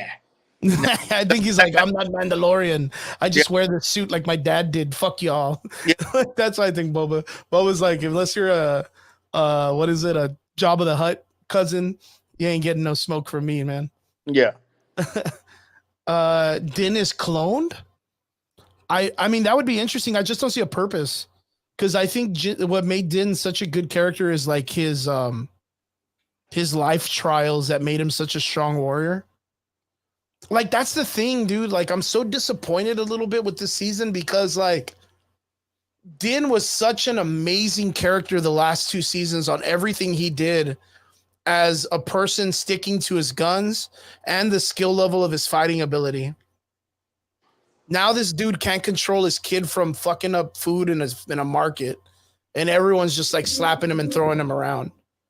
There's just been a huge breakdown in character development for Din Djarin this season, and I think that's the most like the one thing that's the most very, disappointing thing, man. It's not even. It is the most disappointing, but it's one of the things that stands out to me as a fan.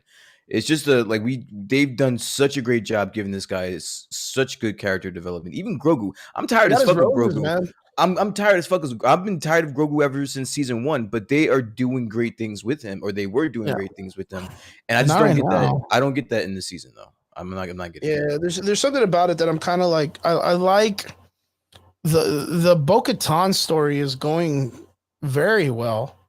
Like that whole entire backstory of like Moff Gideon, where the Mandalorians as a culture are, like that shit's really playing off very well.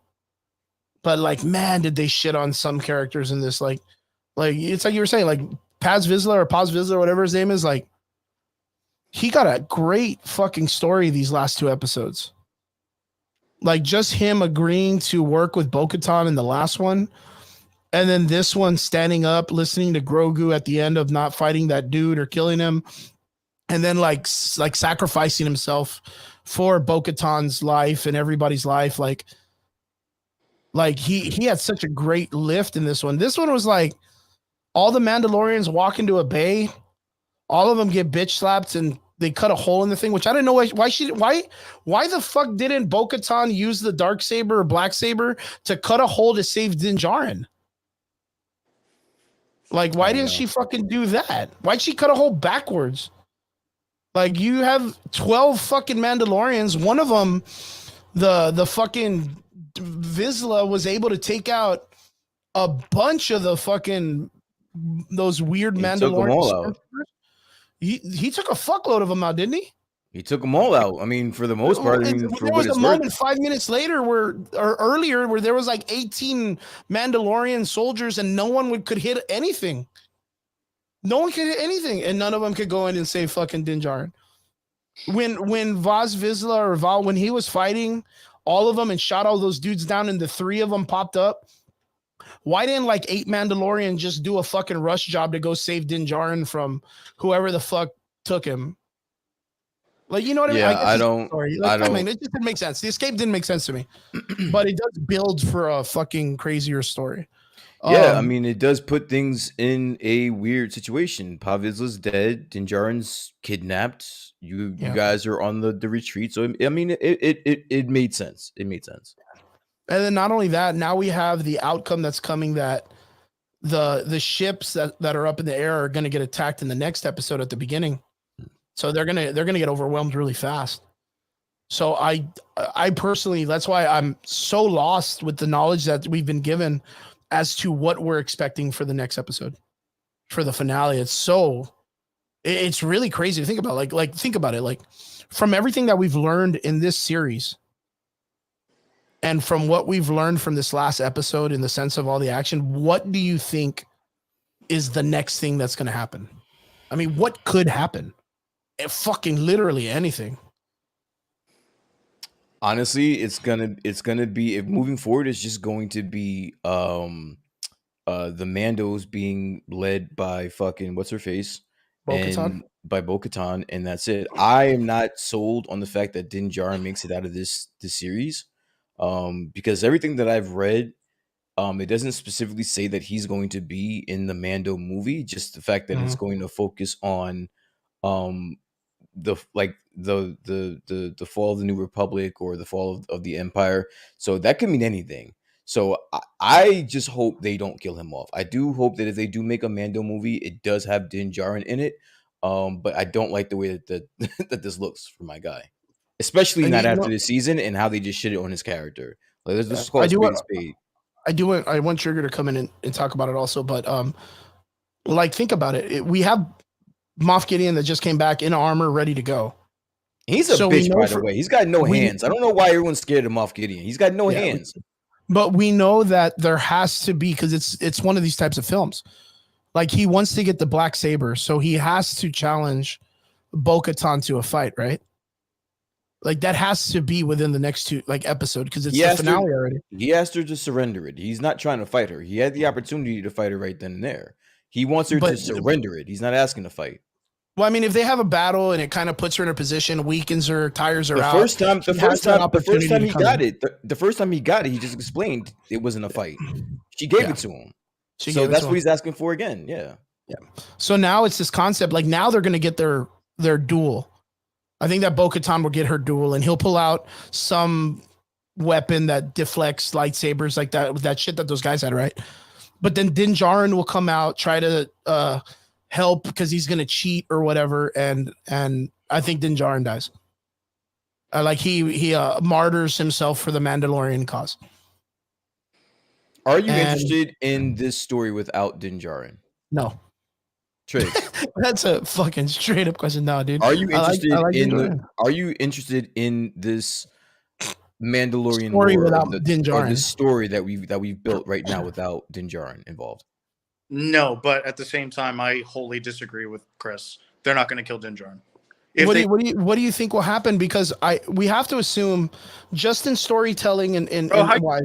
question and then like answer yourself. No, I mean, because you're going to give us a different take, which I want. But I'm saying, like, in the sense of storytelling, like, we have to get a one-on-one fight, because that's how these stories kind of like, oh, the head of one group have to fight it out. You know what I mean? And then like the wife jumps in and takes the bullet, and then Super Saiyan and whatnot. And it So looks like Din Triggs- Djarin's the wife. Right? Tricks. How does this play out? Tell me. Yeah, how does it play out? That's what I'm fucking weirded out, dude. It's good though. Well, okay, so like my headcanon, right? You know, we're gonna see Din Djarin get saved yet again. You know, just fucking surprise. But at the same time, like when we talking about the whole martyr thing, we already had that. We literally just had that. Mhm. Why haven't? You know, Yeah, with Val Vizsla. Yeah. So we've already got that. Martyr, done. Check. You know, but I think this is where like I mean, I would like to see Grogu kind of take a page out of Luke Skywalker's book and just start crushing stuff. Like you. I don't know why he didn't crush the door. He could have lifted the whole goddamn door in front of Moff Gideon. Yeah. And You know what I mean? Like there's so many, like, I don't know, man. but at the same time, like, you know, I'm not going to say like proper motivation, right? Like he's seeing all these people die, you know, or all these people get hurt and stuff like that. He's bad though. Yeah. And now he's, you know, you're going to see a very properly motivated Grogu, you know, so either he's going to do something, this little mech thing, or he's, you know, and then on top of that, like, we're going to have Bo-Katan, I'm sure, like, give up a lot of principle. Like, dude, this guy like was instrumental in bringing us all together. We need him. We need to get this guy. Yeah, I can see that. That's true. It's Maybe crazy this because was- Michael Betancourt's mentality too makes sense too. Like the Phoenix Squad from the Ahsoka show shows up. I don't know why, and Sabine Wren and everybody shows up to save them.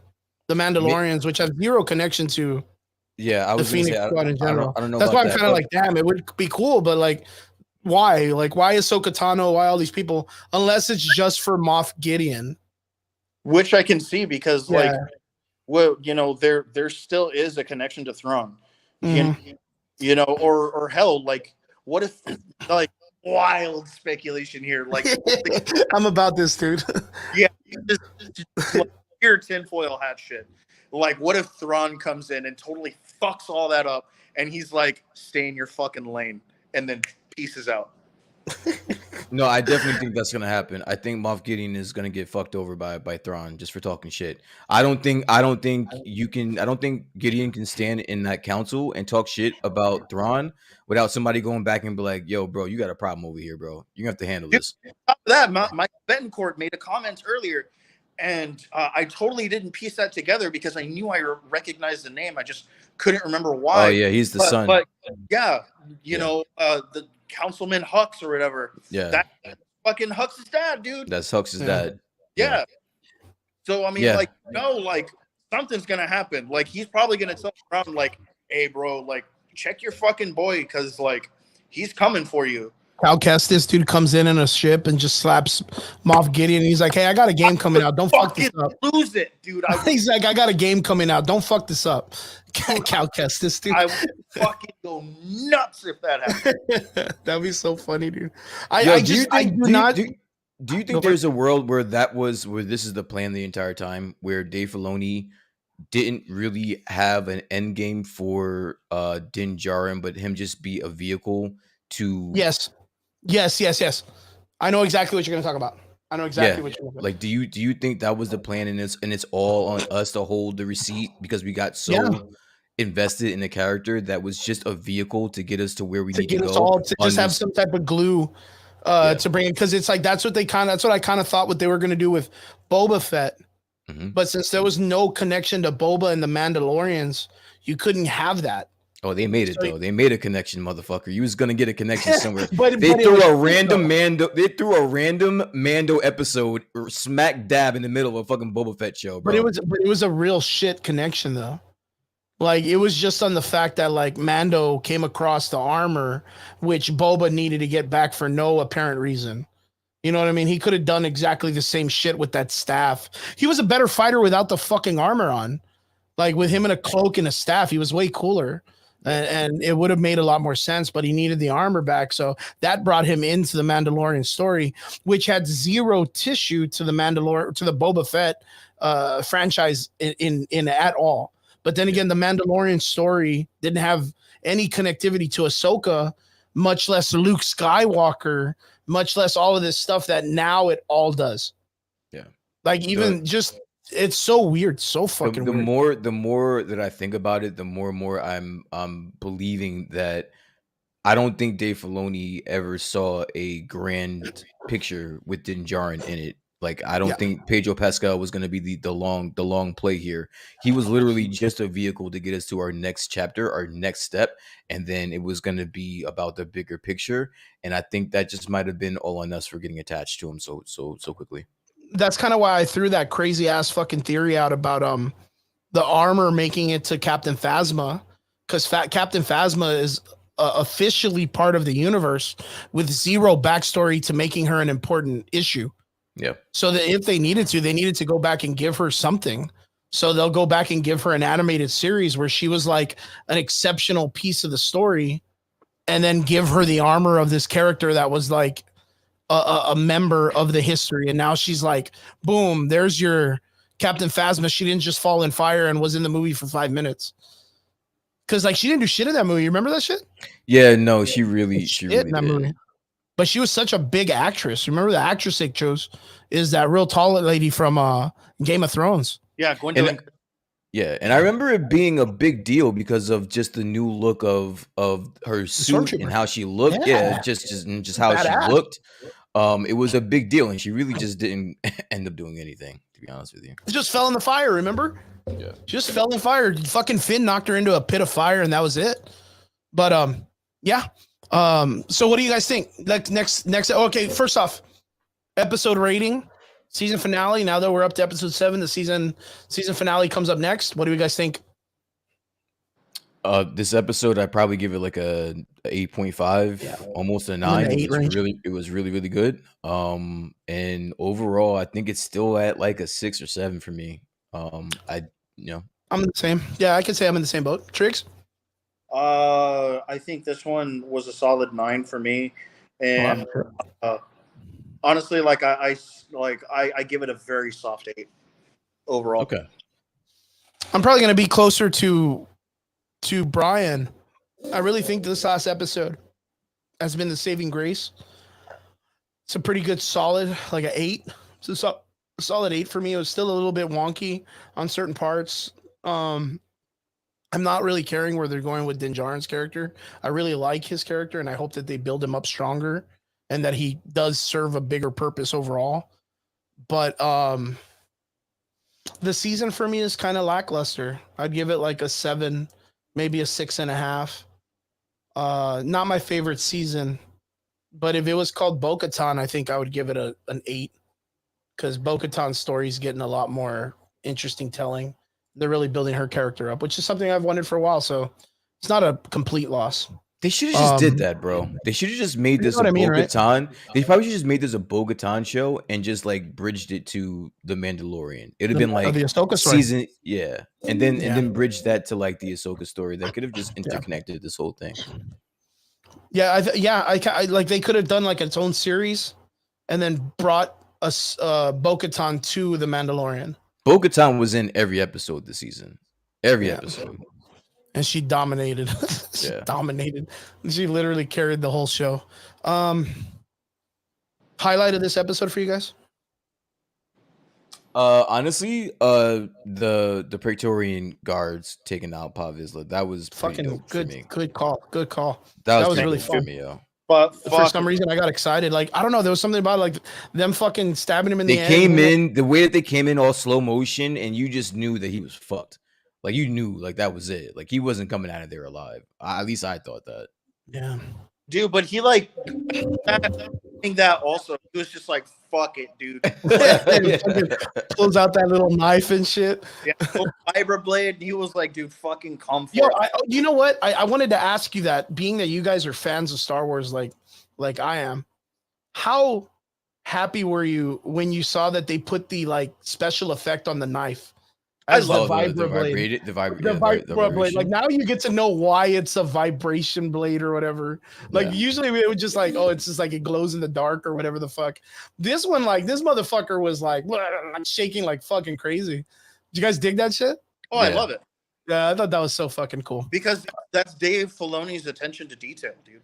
Yeah. That's like somebody in his little shield handpicked by George Lucas himself and saying, "Go do your thing, dude. I trust you."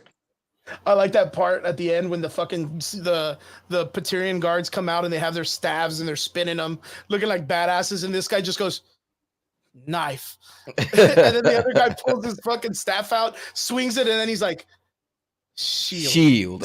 He's like, "Come on, bitches, I got this." Fucking good way for that character to go out at the beginning. I thought he was a dumbass. now he's a straight up G. He's a hero, and I really like the way they took his character out. Really excited for the next episode.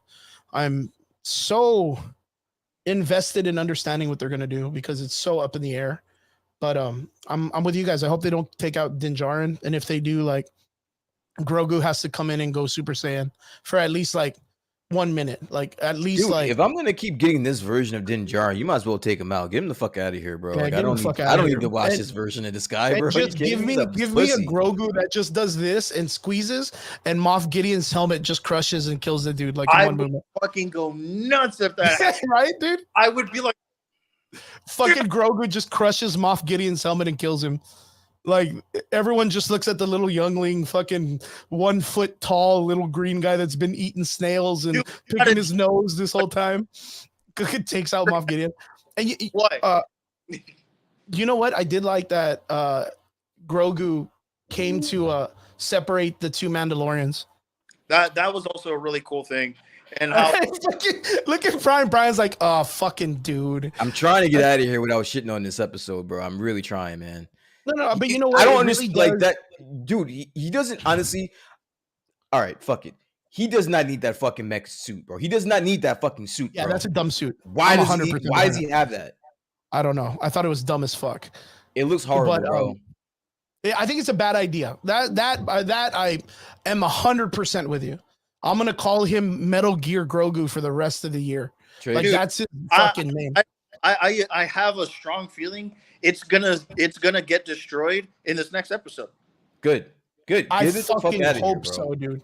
I fucking hope. It's so stupid, but Yo, when you look at Going back- when you look at the body of the machine or whatever, the robot or whatever, you don't even see Grogu. You just see the fucking the machine is the stupid. machine. Like you don't even see him. My thing is, I like that he stepped in between Vaz Vizsla and the other guy and separated them because it's correlating to the idea that Din nor Bo-Katan were willing to get between these two factions because they were like, well, we can't because we pick sides. But Grogu is the gluing factor that could bring the Mandalorian culture together.